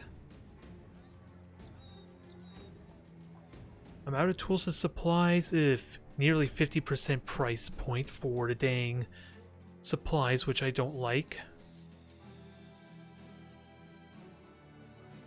But we can get cheaper grain and cheaper bread. I'm fine with that. And it'll spoil in 7 days. And how are we doing on everything else? Got ammunition. It's just the tools and supplies, which I don't really want to buy unless I'm in desperate need of repair. No, we're looking good besides his gear. I think we're okay. Let's move on. Hope that's the right decision. That's a keep. The fishing village, and there's nowhere to the east. So I guess we're doing about a day's travel to actually resupply. And that was only 3 contracts, and we have 8 days still. We're going to be able to meet our criteria unless I do a bunch of caravanning for my next 3 contracts. My next 3 missions, ooh. You know this is kind of demanded, right? Maybe not a good idea, but still. Do I need them armored? I probably should get them. I should probably pick one that's armored. It's just a question on which is actually better. I think it's the Warhounds is what I've been told. I just don't know how they're better. Alright, so we got that. Let me sell some of the spoils I don't need.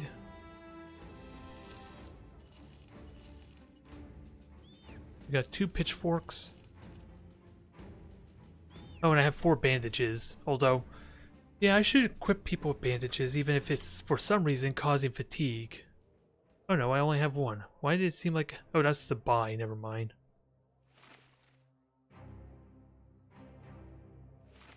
There, that's more like it. It reduces fatigue, unfortunately, but... It's kind of demanded. He's a hound. Where's our hound master? Ooh. So there is a reason to give him hounds. There you go. We got Finch the Warhound. Welcome to the crew. We will hopefully not get you killed. I'm really hoping. Now, what's the price on tools? Much better. I'm willing to buy that. Much, much better. I'm just wondering how much is this discounted because of the damage.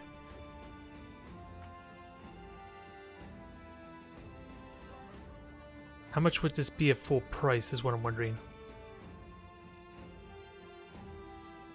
Because that's probably something I should keep an eye for, damaged gear, so maybe I can repair it and get more value out of it that way. Because this is 500 gold, and assuming this is relatively close to the same price point, that is easily a third of the price.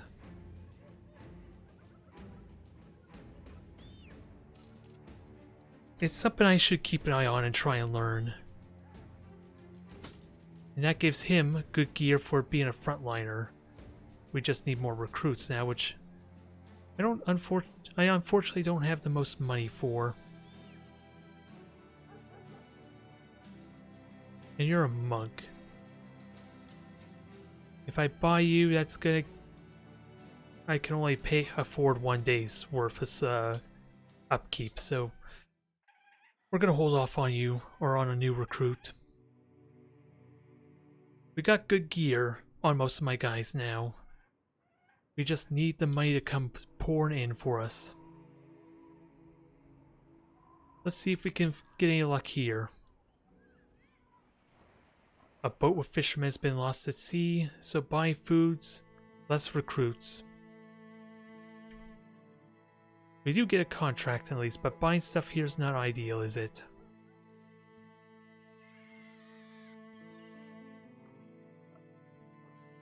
Good thing I didn't buy tools and supplies here, that would have been expensive, and of course, food's not really worth it. What do we have? Follow the footprints and deal with them. 250, 270. Follow the footprints. Apparently they decide to swim through the river. Uh-oh, what's this? You come across a deer skull. At first it means nothing to you, but Hadebrand picks it up with earnest. Mute dust pours out from the cavity as he turns it this way and that. Hands trembling, he throws the head out of his hands. It clatters hollow against the ground, tumble over where the horn should be. The scared man claims that the soothsayer once told him that he would come across a skull such as this. There are many skulls out there, you argue, because things have a tendency to die. Your words do nothing for the man as he slowly and nervously shuffles back into the marching ranks. Alright, so what's that trait? I wonder how long that's gonna last. Because that could be a bit of a problem to have my frontliner break on me. And this should hopefully be a dead end, right? Oh god. Are we actually gonna have our first fight in the water?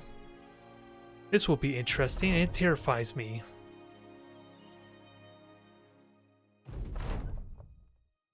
This is a very interesting type of river, I will say. It looks lush and lively.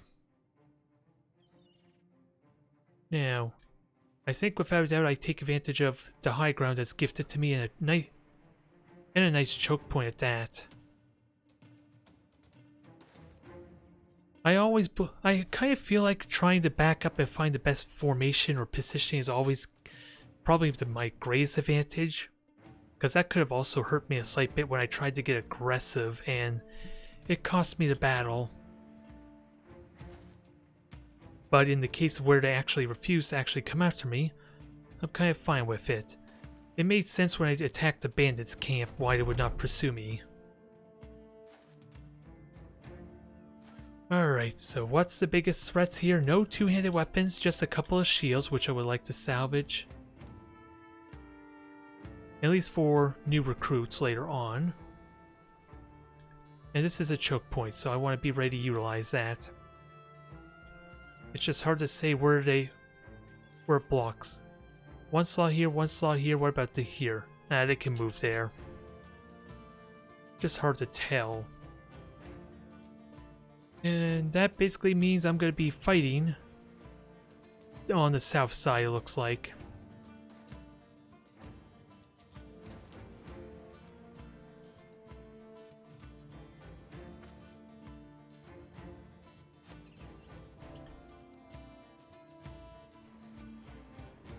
So you benefit from the high ground.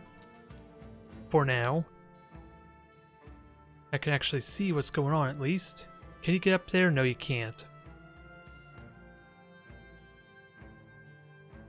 Actually, I think this might be a better formation here. I just gotta reposition everyone accordingly.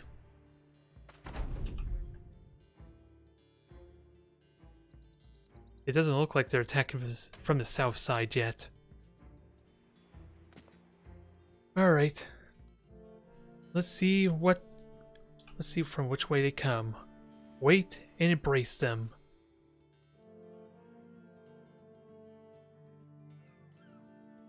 And if they are waiting, then with me waiting, they're forced to act first.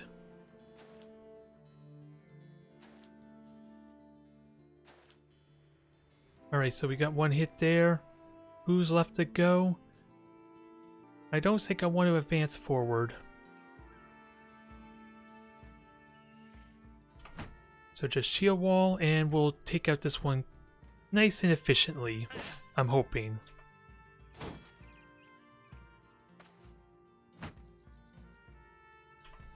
Alright, hit him. There. That's what I like to see. Good start, and we could get a good swipe on him. It may not be much of one, but this at least is blocking their path. Ooh, good. That was a rough hit.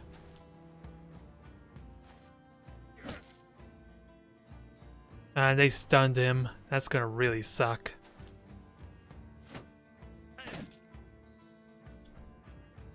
Two of my guys are stunned. That really blows. And I don't want a 100% chance to hit their head, dang it.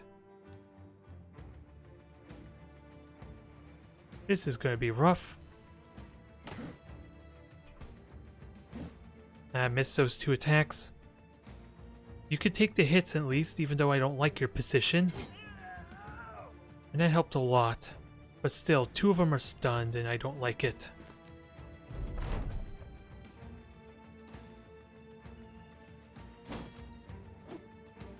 And they have pickaxes too, so they're good at destroying armor, aren't they?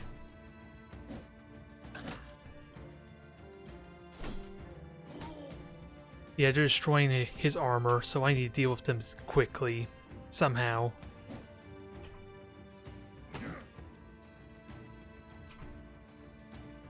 $91, so I want to go after you because maybe a head hit will kill you.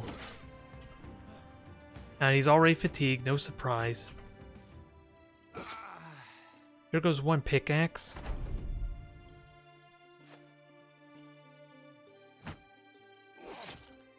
I don't think he's going to survive at this rate. And he's in a really bad spot. Where are these traits? Fatigue recovery, bleeding. Do I have to worry about... Let's see, 71.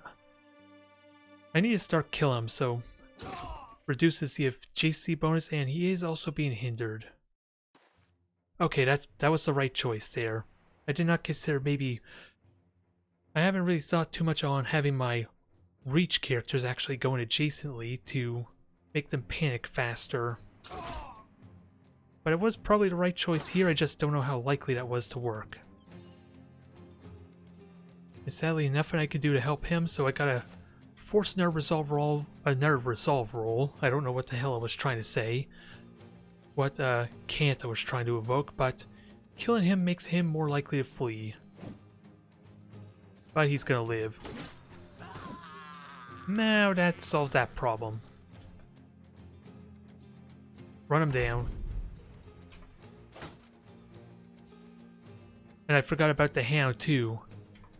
That's a bit of a mistake. But let's play with him. Get him, boy. I don't know how I should ultimately use my warhounds, but what was the chance to hit? 60%. So I'm gonna make note of that.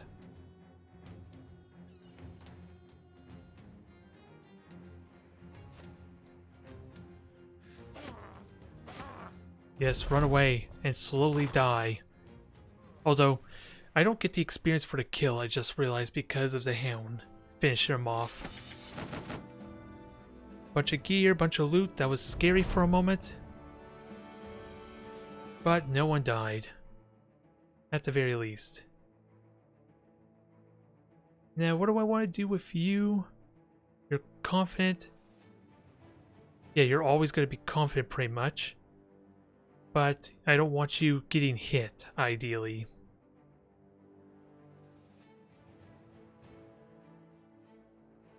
I think we'll give you adrenaline. You should not be burning too much fatigue on your own, hopefully.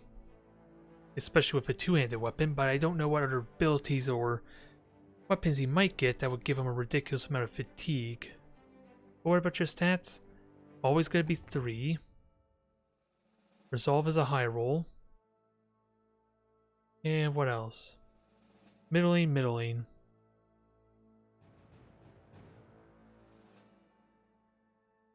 Yeah, everything is, that I really want is middling, sadly. But we'll go with it. Now, Shield Master, Shield Expert, I think that's a go-to. To help make up for the fact that you're not going to shield wall very often. For the near future. Alright, so low roll. Low roll, low roll. Dang it, a bunch of low rolls.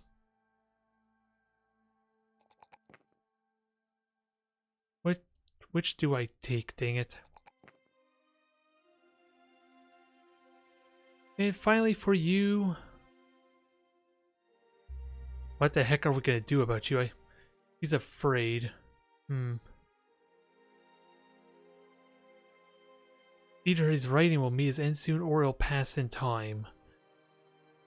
So I have to take fate that that's gonna fade in time, right? Because I need him to have good resolve if he's going to be in the front line, dang it. Especially with a high roll like that.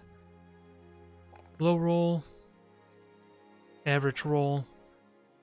Alright, we'll see what happens. I'm eager to see. And then otherwise, where do I want to go next? Well, without doubt we're going... Ooh, this is a town, is it, or is it a keep? Okay, it's an actual city of sorts. I look forward to going there. Let's just get ourselves some more crown. Nothing else to be had here, is there?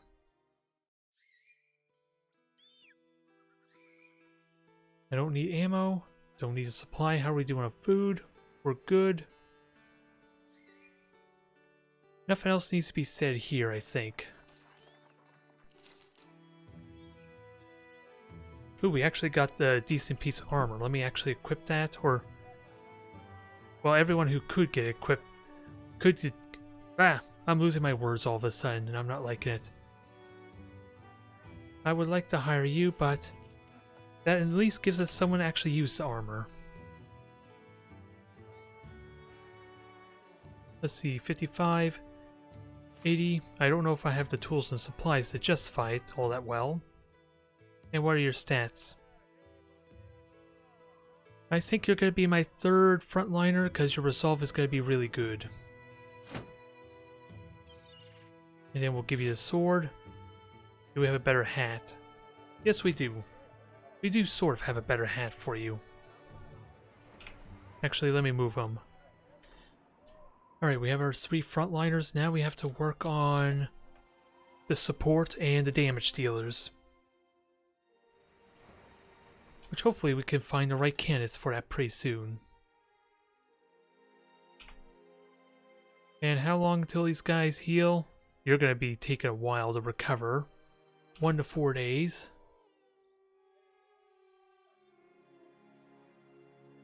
And otherwise it's just health recovery. And now that I burnt all my supply, what is my armor looking like? 70, 60, 95, so... You still have a lot of work to repair your armor because of those pickaxes. That's going to be a bit pricey. And what's up north here? We have a road, but I'm tempted to just go north to see what's at the end of that road, damn it. I'm really damn tempted. But we have a lot of contracts to keep us busy here and rebuilding efforts. I would like to buy the tools and supplies, but don't think we'll worry about that for now.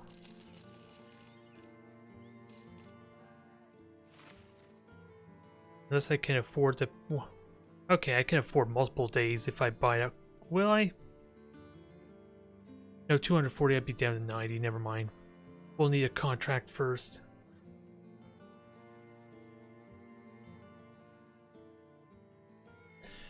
The winter has come. We'll have to see if winter has come. Let's see. This is a travel.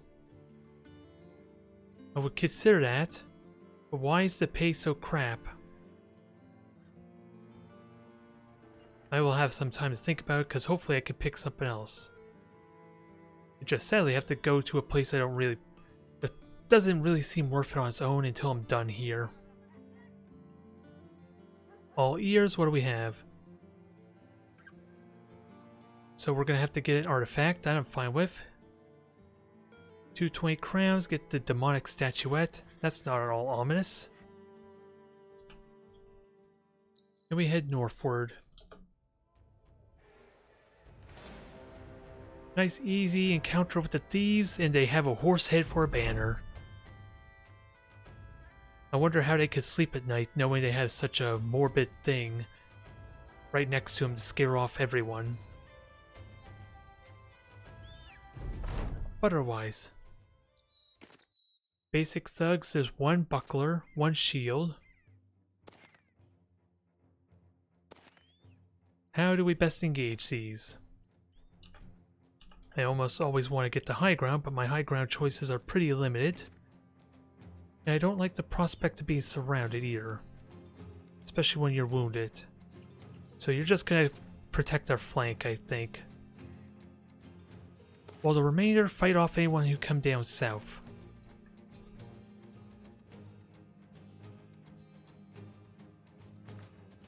You're gonna get the high ground to protect yourself. Hopefully you'll be good there. And then Hakon, you get ready to fight on equal terms.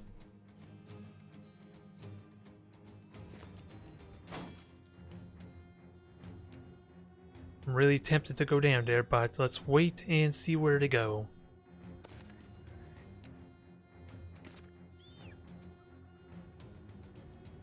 I want to wait. Getting a good hit on him will probably mean his death, but at the same time, a JC bonus will help a lot. And honestly, it's honestly probably better to just fall back rather than let myself risk getting surrounded. At least until they start getting shaken. Which the south group is already crumbling. We just gotta weaken the top group now.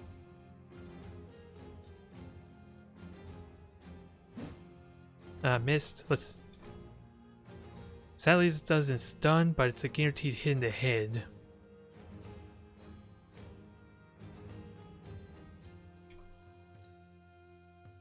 Dang it. Apparently I have less chance to hit him in the head too, despite the fact it doesn't say I have a reduced chance. 38 versus 53. Doing the basic attack was the right choice, at least.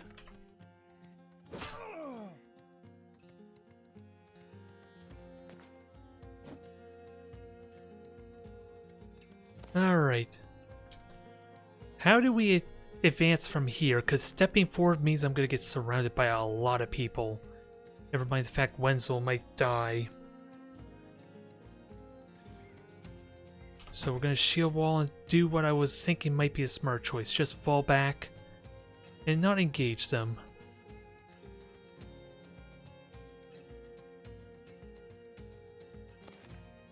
I'm just wondering if...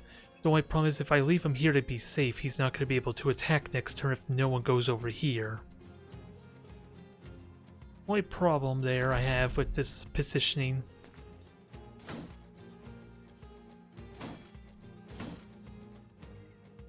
He's bleeding. He's panicking. You'll be alright. Where the hell are you going, though? Now... Waiting doesn't really... Do I follow up? I do have adrenaline, actually, so I can't afford to do this. And I also have his... I keep forgetting about his friend. Get him.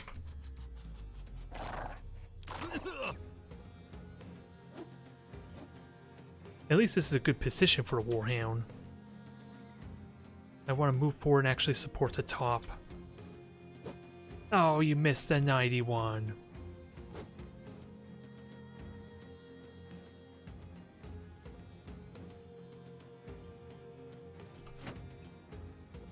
Alright, let's see if we could kill this one at least. Good. Almost a double kill there, jeez.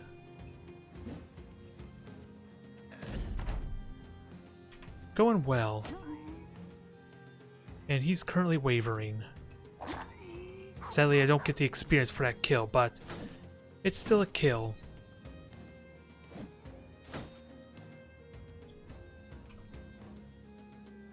Now you won, now you 3, let's see if we can kill you. Well, there goes his armor anyway.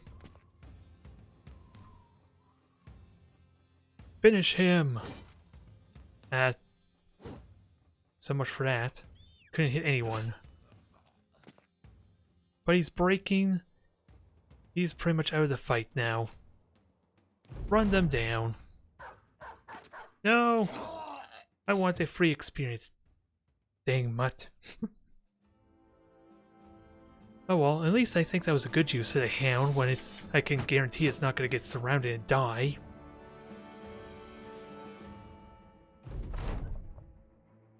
We got the statuette back. It's still questionable whether we should be returning it, but we are going to return it regardless. Now, what is everyone's condition? Without a doubt, healing.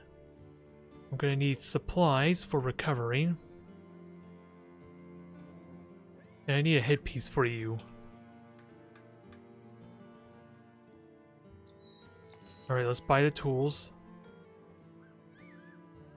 Okay, so that's a decent piece of armor, but I don't think that's actually an upgrade, is it? No.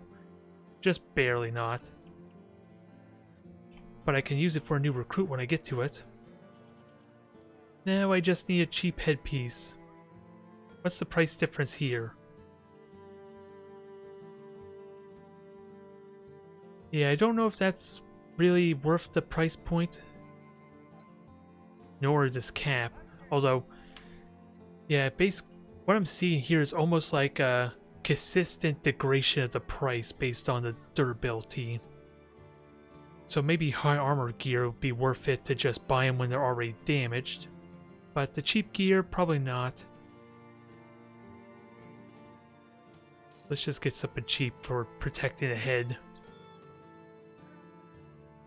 And let's see, I did buy the blacksmith tools. It doesn't want to update until I actually leave the town, though.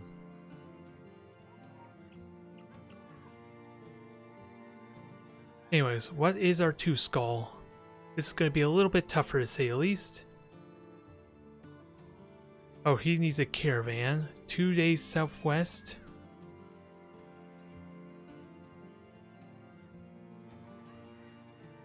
I'm hoping I don't regret this, taking the other one, because I don't want to go 2 days in the wrong direction, or at least the direction I came from. I'm hoping this is nice and quick. A day west. It's back the way I came to, dang it.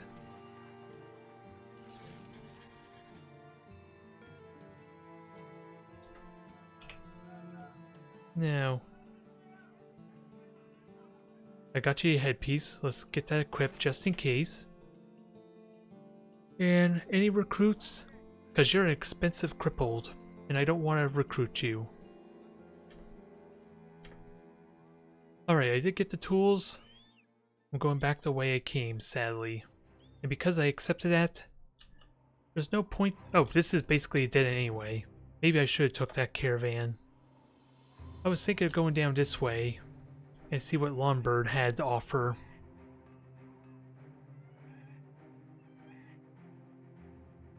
Okay, it is a linear decrease. The only reason I think maybe getting the tools and supplies or buying cheaper armor is if it's really expensive or high quality type armor, because the price for some of those armor is ridiculous for only maybe 10 or 15 points extra armor health. But for the base gear, it's probably not worth it, potentially. So that was probably not worth it, but we do have another contract. Like, let's see, 73 armor, and that's going to cost me about 3 points of... Well, actually, even with a piece of gear like this, 3 pieces of blacksmithing tools, assuming I buy them at 200 gold. That is, yeah, 10 gold per 15. So that's 20 gold to repair it if it's already damaged. So yeah, that's something I should keep an eye on, is damaged gear, and I have enough supplies or the means to repair it comfortably. Caravan, guard it. Let's see. Oh, we're... Okay. Give me more money than that. But... let's... Well, this is sort of convenient. It burns a lot of time, but it's sort of convenient, isn't it? And I met my 6 contracts for the bonus renown. Now we're just gonna have to somehow survive 6 days with 25% less crowns. Which means we need more loot to help make up the difference. And we well supplied them, which helps a little bit too. Oh, we got something here. Raid it. Rebuilding efforts and supplied. What are you? You're a miner. I would like to recruit you. Don't know if I could justify the cost yet. Oh, this is for disappearing villagers, isn't it? What? Hunt down some foul beasts. Can we get more? 70 crowns in advance, so... This sounds like either spiders or the dang flesh eaters, or whatever the hell those things are called. And I wouldn't mind a new recruit to help with that. Bolster my numbers. Let's see if you're worth the pay. What are your strengths? Nothing. Besides being good at getting shot from a distance. Yeah, they're not really called ghouls in this game, but yeah. I might as well call them ghouls, shouldn't I? So let's give you that armor. Might as well give you the shield. And honestly, would you actually be decent as a range fighter? You actually do have the best range stat at the moment. We just need to get you some javelins or something to maybe put you to work. And otherwise, I like giving you the spear. Increases your chance to hit. And then we'll take it from there. They are beasts, without a doubt. We just don't know if they're spiders or something else. They are spiders. They are the friggin' spiders, which are also named differently. Now the big question. Fall back or no? Because that's a high ground vantage point. I can back up here comfortably. I never did check hit our miner's traits though. Just in case. Nothing out of the ordinary. He's just a basic recruit. Maybe I can use this as a nice choke point, assuming they keep going northward. And then this could be a... Well, it's not as good a choke point though, but it's a... I can make use of it.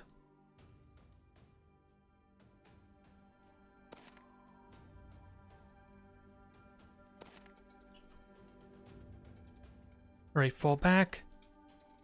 Continue to keep it on terrain.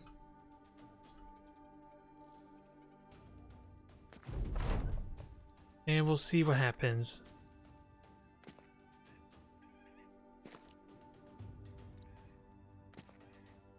Although sadly they're not moving very northward. But they are engaging me, which means I probably should follow suit and kill as many as I can right away. Sadly, that's a miss. And you're in a bad spot to actually commit to fighting. But you can use adrenaline. Let me wait with you. Don't miss everything, please. Sadly, that's going to be a bad spot. Can you get the kill? Ah, damn it. How much health do you have left, you bastard?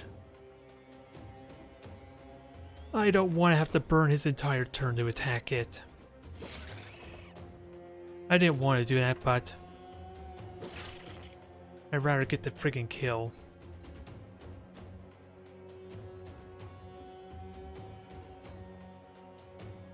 Now I'm just wondering if it's a good idea to get aggressive with him or not, because I know they're going to attack me no matter what.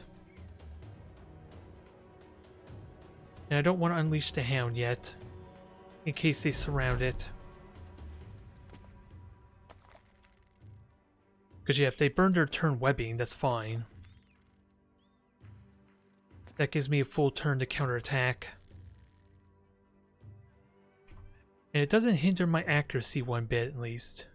Just a matter of finding the best targets to hit.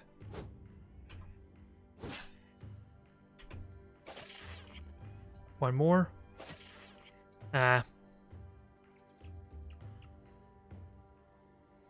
So I can attack, but I won't be able to do both the adrenaline and the hound.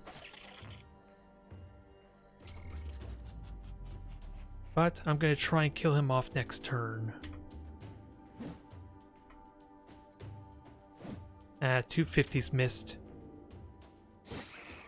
There's Spider down.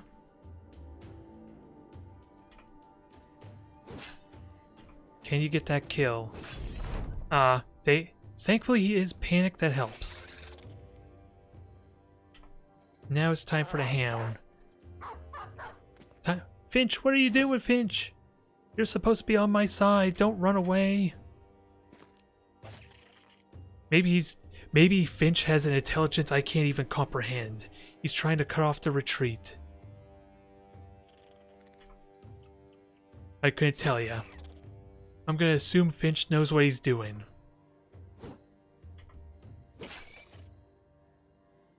Up, and I'm gonna have to break free, alas, but the webbing didn't really do a lot. Oh, I'm stuck. There goes my entire turn, alas.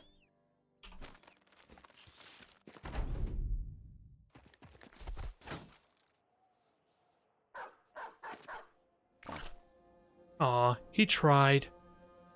Finch tried. That was probably a bad spot because I'm denying my ranged attack or heavy hitting attack, sadly. All I can really do is surround it now. For one good attack. Okay, now he's breaking. And dead. That was nice and clean. Some gossamer, which I can't remember what I use it for, if anything. Poison gland. Should not be carried close to any food or drink. Webbed valuables. I wonder if I'll get full price for that or not. If that's like a trade good. That was a good success. No disappearing villagers. We did a good deed here and everyone's napping. And a 2-skull mission, which is perfectly fine because we're all done here. It's just a question if I want to wait until morning or not.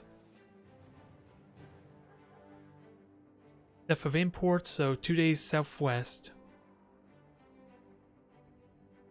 430, good. I do honestly wonder if I'm getting punished by at least trying once to barter for more.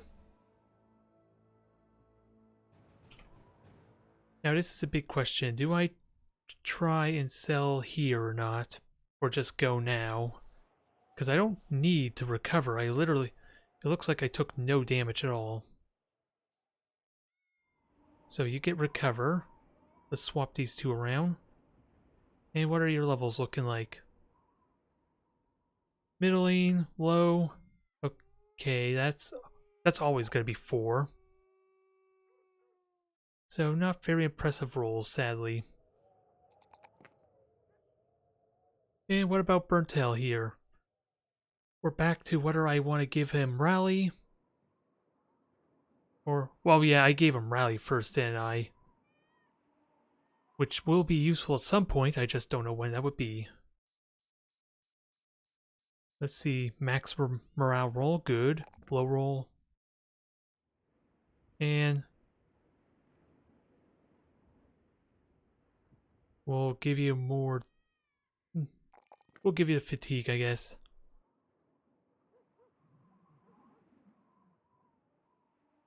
And I think we're good there. And how are we doing? It's 2.5 hours, so let's try a couple more.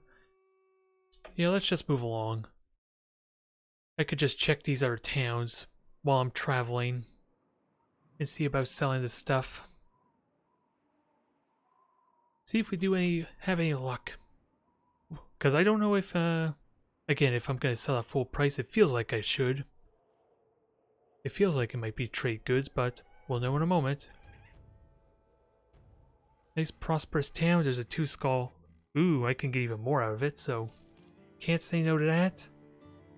Just to ask the question if I keep the webbing or not.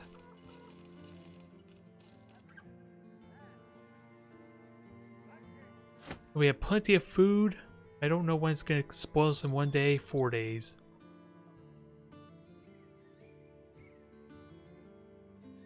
And hopefully I'll eat through all this grain before it expires. I'm hoping at least. Then otherwise, nothing I need here, right? Yeah, this is basically the same guys as before.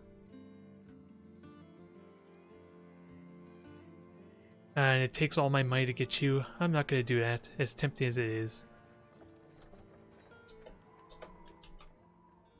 Alright, where do we need to go?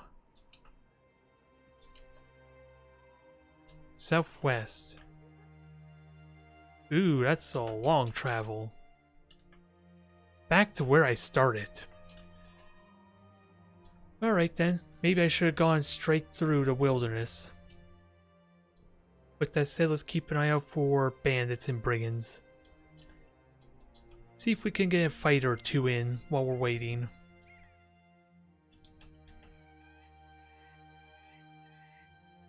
Although without that, I want to take the fastest route. I was thinking of maybe cutting through here to see if I spot anything.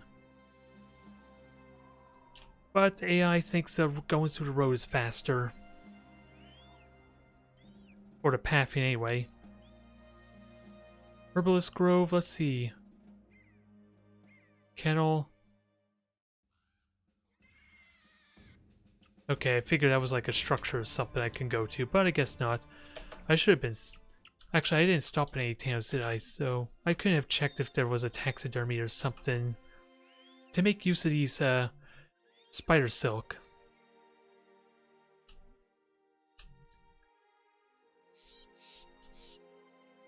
Let's keep on going and see what's down here after 7 days worth. Hopefully everyone's not getting restless.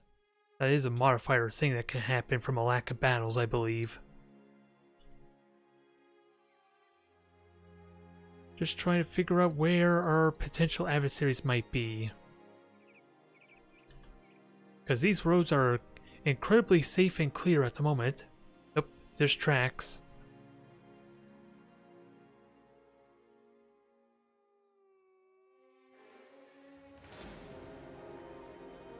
Ooh, we found some brigands.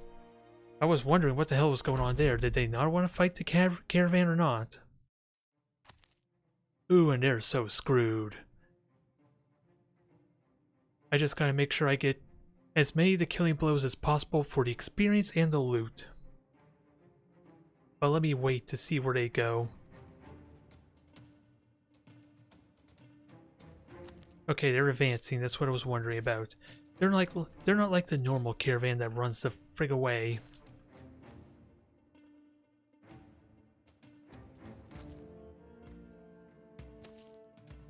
And that is exhausting quite a bit just to move up, too. Because of these dang woods.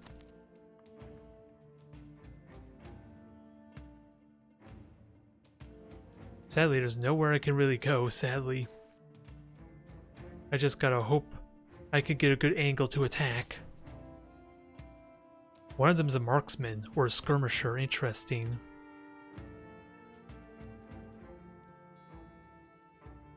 I don't know where the hell to put you. The path is very narrow.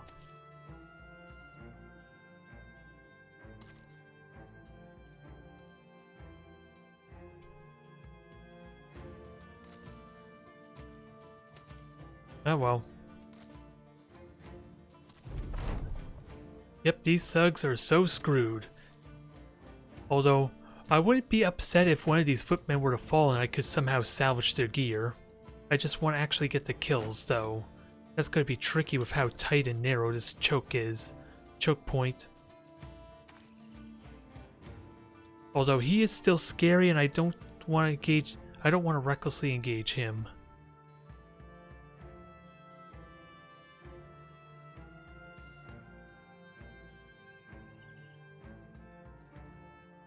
Yeah, because I'm not going to be able to get an attack in. Okay. We have a thug. One of them is a raider. So he is a big threat.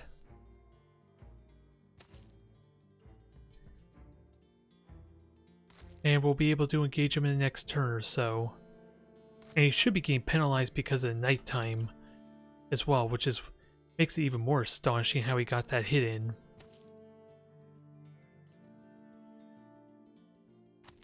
Alright, if he does not die immediately, I can at least reach him. Wait a minute, double gripped.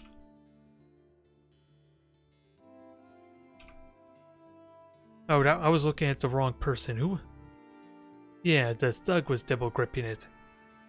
For a moment I thought maybe that Bertel here could hold the banner up with a single hand. But, not the case. That would have been something though. Maybe that's one of the level up traits. Is he can use a two-handed weapon with a single hand. Titan's grip, as it were. Slowly but surely become a space marine. So sadly there's nowhere I can go. And they have two wood cutting axes, which is terrifying. Oh, do I dare release do I release him? I'm terrified what might happen to him. It should not be necessary. I just don't want to get him in needless trouble. And dang it, this is gonna suck. It's only one arc wide. It's gonna be hard to get in there. Is there actually no way I can get through? Besides taking another long way around? Save some of that glory for me, damn it.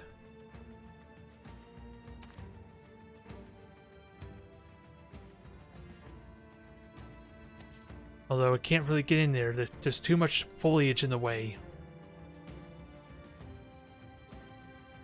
Can he loot the axe? No, he can't because I didn't get the kill. And I don't want to get too close, but he's probably going to sort of javelins at me anyway.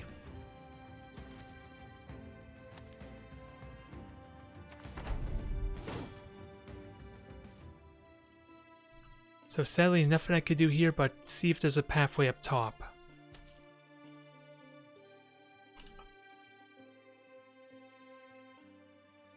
And I have no choice but to wait to see if he comes to me.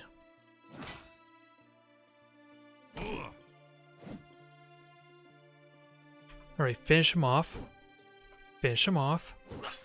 Good.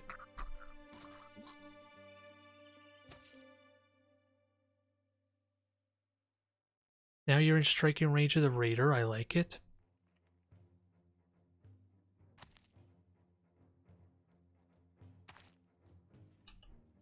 Now it just begs the question, if I move up, you're without doubt going to get attacked.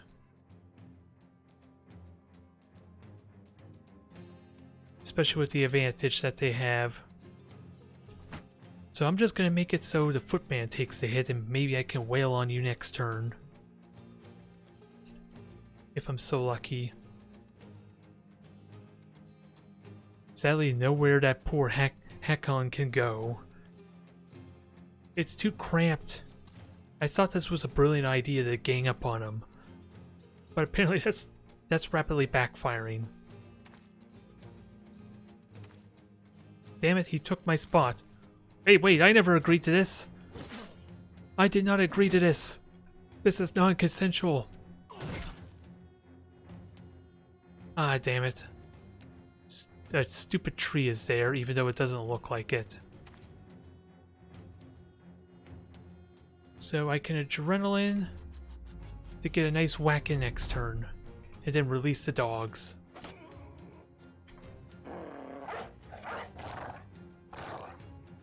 I don't know what the chances were to hit, sadly. Warhound discovered 66, and he missed both of them, dang it. That sucks. If I die, it's your damn fault, you stupid footman. I'm gonna ask for recompensation for this.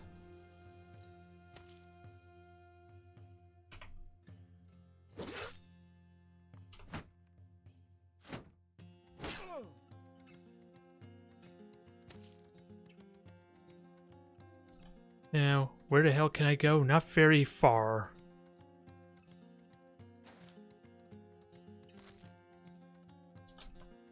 Let's hope we can kill this bastard, because I might need to. Ah, missed the 50s. Aw, so much for getting the raider kill.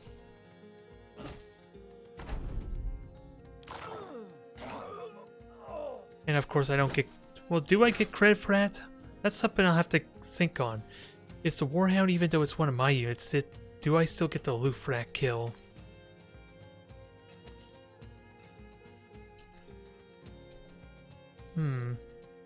Because that may diminish the value of the Hound quite a bit. And sadly, he's the last one I can't get to him.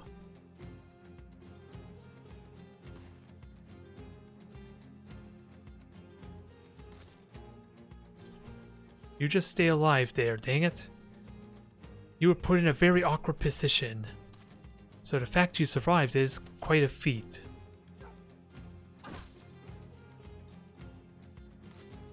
I should have adrenaline, I forgot about that. Because that would have been a good opportunity to do adrenaline. Would I've had the stamina, the fatigue for it? Probably not. Non-consensual, non-consensual, damn it. I am not agreeing to this.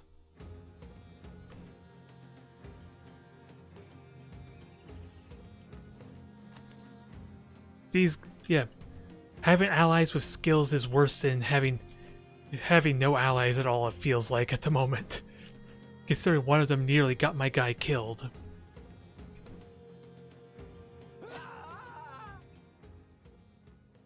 He's at least alive, so I'll overlook it for now, but geez. Ooh, a falchion. Nice. Very nice. Now that nonsense is behind us, let's actually go to Dank City. Before we get into more trouble. And he still has his headgear, right? Even if it's not much of headgear.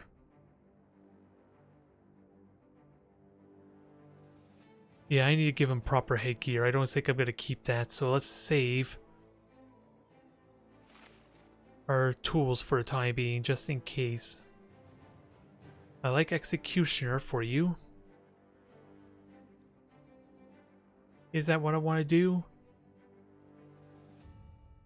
Because I haven't really been seeing a lot of inflicted injuries.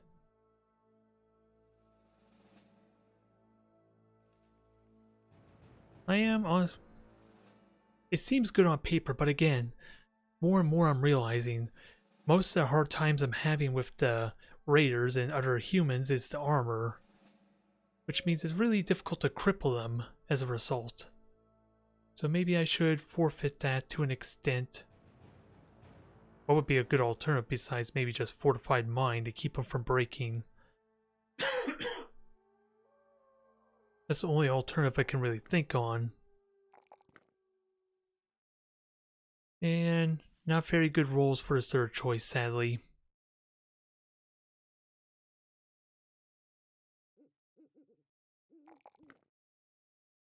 Oh well, let's finish off this stream. Oh boy, more brigands. And they're actually running from me, so... They actually were engaged. These guys are pretty screwed. Sadly, I'm not taking part in this fight. And I did take off his headgear, alas. So we're gonna have to be careful. No! The poor war dogs are getting killed.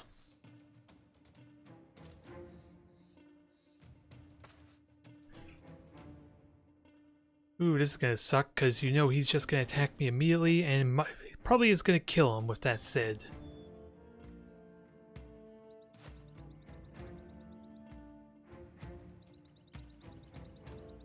And there's no way I can get in close that I would like. I positioned myself a little badly there. And he also has the friggin' polearm, which means he has an increased chance to hit me too. Which is gonna suck even more. I think for my safety I back up and hope I don't immediately die.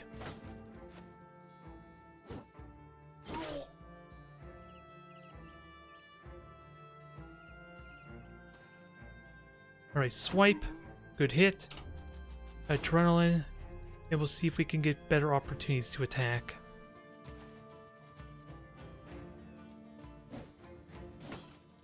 A little trepidatious. No! Stop killing the dogs.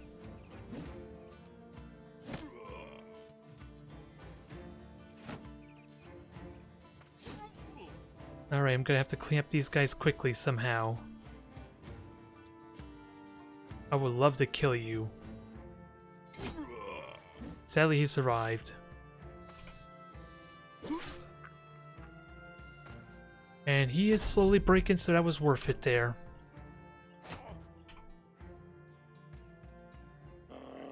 Alright, get the Warhound out. He is currently panicking. Alright, these are mercenaries. We don't want to pick a fight with them. Can you get the kill? Good. We at least got some kills. Which maybe was not worth it because I did lose a lot of armor here. That's easily what? 60... About 40 gold worth of repairs. In a perfect world. So probably not worth it unless I can get more kills and better loot. Which, considering they're already running away, doesn't seem likely.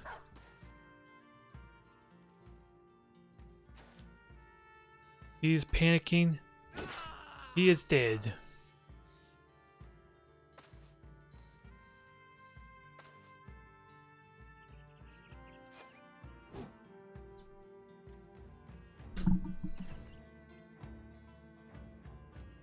Let's see if my hound can run him down. Get one final chance for glory.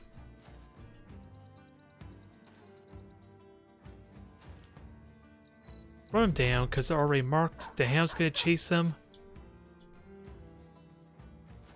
And he's in all world of trouble. He has an injured kneecap, so that might make it harder for him to run away. Aw. So much for me getting a bunch of loot. But I did get food. And I at least got the gold to pay for it. So that was still worth it. Alright, let's make our way to town and finish off our stream, I guess. Since that was eventful, a lot of battles on this journey, even if they were kind of one-sided. Thanks to a little bit of assistance, and I wonder what that company was doing.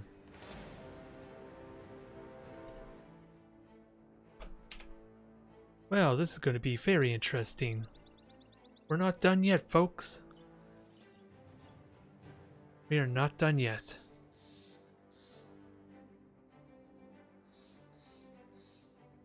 Let's see. You're going to be a frontliner, although your rolls are not impressive.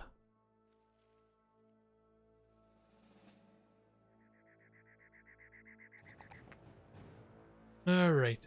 Do we have an improvement for you? 25 to 55, 35, 45. I'm just wondering if I want to switch any equipment or not. Because I don't think I'm enjoying the flail all that much unless I specifically equipped everyone for trying to headshot a bunch of people and salvage the loot that way. And if I remember correctly, you have the best range stat. Let's see if your rolls... Oh, I already leveled you. Oh no, that's the wrong one. Let's level you up and see what you get. Low roll doesn't speak well for you. But you did get a high roll in melee. I'm just wondering what can I do with you in terms of that.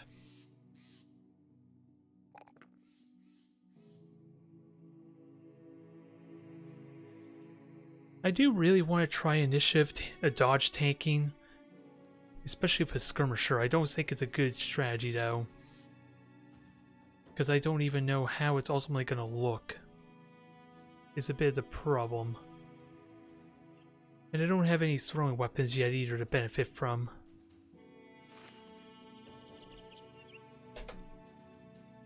Okay, good thing I paused that because they just didn't want to fight me apparently. And none of these are raiders, they're just thugs. And I think the smart choice would be to go over here. Because I got a lot of high ground spots to choose from. And hopefully it'll help keep this guy alive a bit.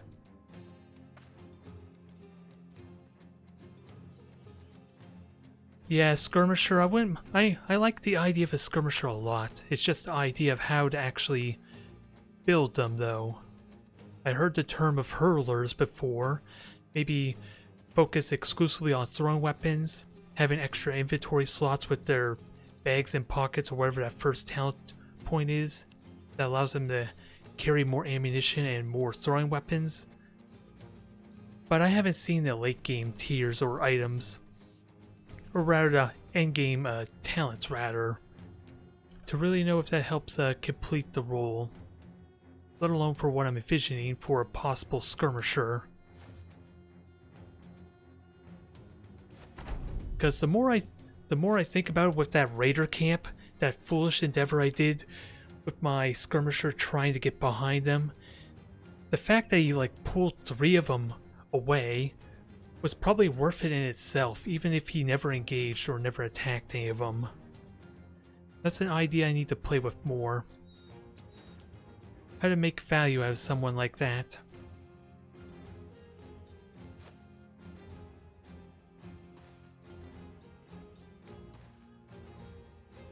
Alright, you back up to safety. I do not want you engaging if I can help it. Alright. It's a good thing we came this way, I suppose, because good God, is this place not safe with all the bandits around. I don't like your positioning though, but at least you're rallying everyone. And we got a good high ground vantage point unless they want to go up here, which is kind of what I want them to do.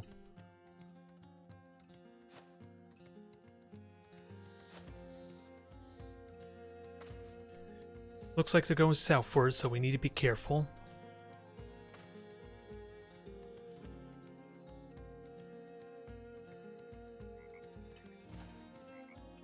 Do I want to go there? I at least get the high ground that way. And I can at least take 1 hit. Famous last words before he critically hits me or something. And we'll have you on auxiliary. You should be okay with your armor, but you never know when they'll hit your head.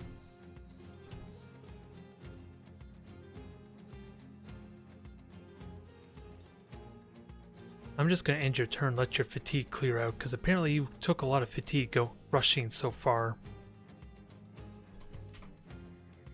Oh, you could swipe them back up. Good. Swipe them. Good hit.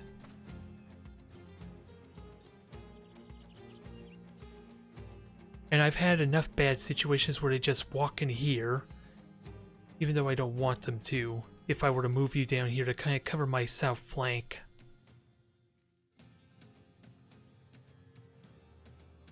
Can we wait and see where he goes? You have no fatigue, so feel free to shield wall. Because you might need it. And I could have you run down. The sooner I kill these guys, the better.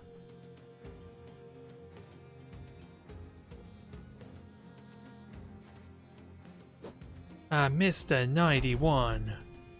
That sucks.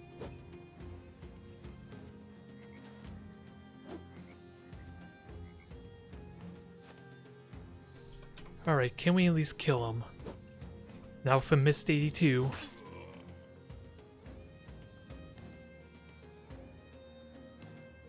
I really want to wait. Because I have a big plan set up for next turn.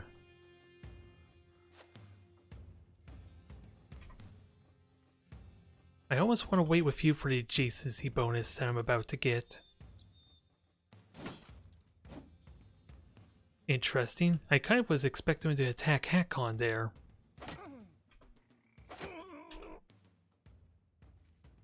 Let's start making him route.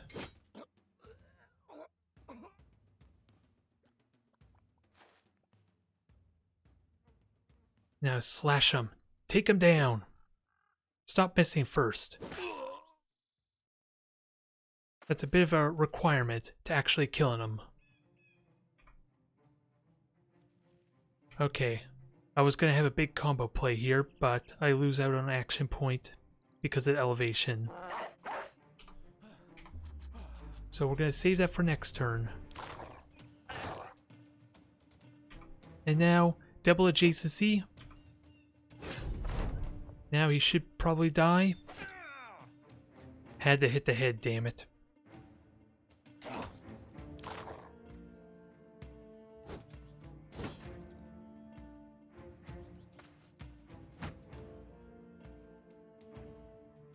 Alright, he's a big threat that needs to be dealt with immediately. I just can't get over there with him.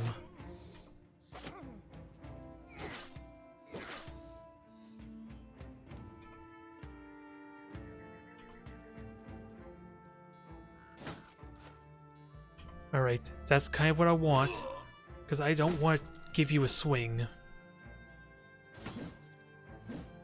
That was scary, because that could have been the end of him because of those bad rolls. Because I am missing so many good shots right now. 70% versus 68. Kind of funny how the one closer that should be penalizing me is the one who's easier to kill.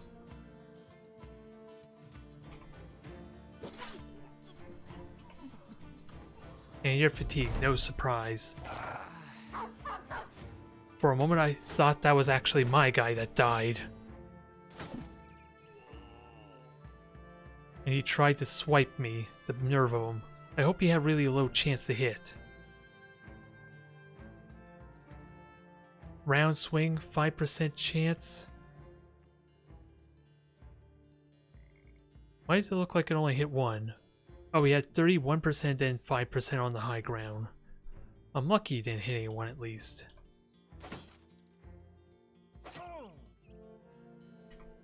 Now finish him. Finish him! So many high rolls are failing abysmally. Thank God this is not a serious fight like the Raiders were, damn it.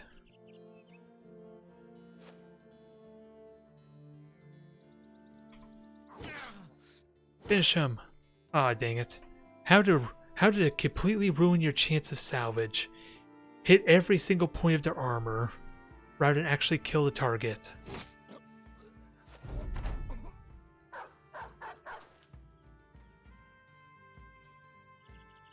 And I get one attack in. Alright, what do we have? Food, money, repairs, so that makes up for the damage. And we get the axe, perfect.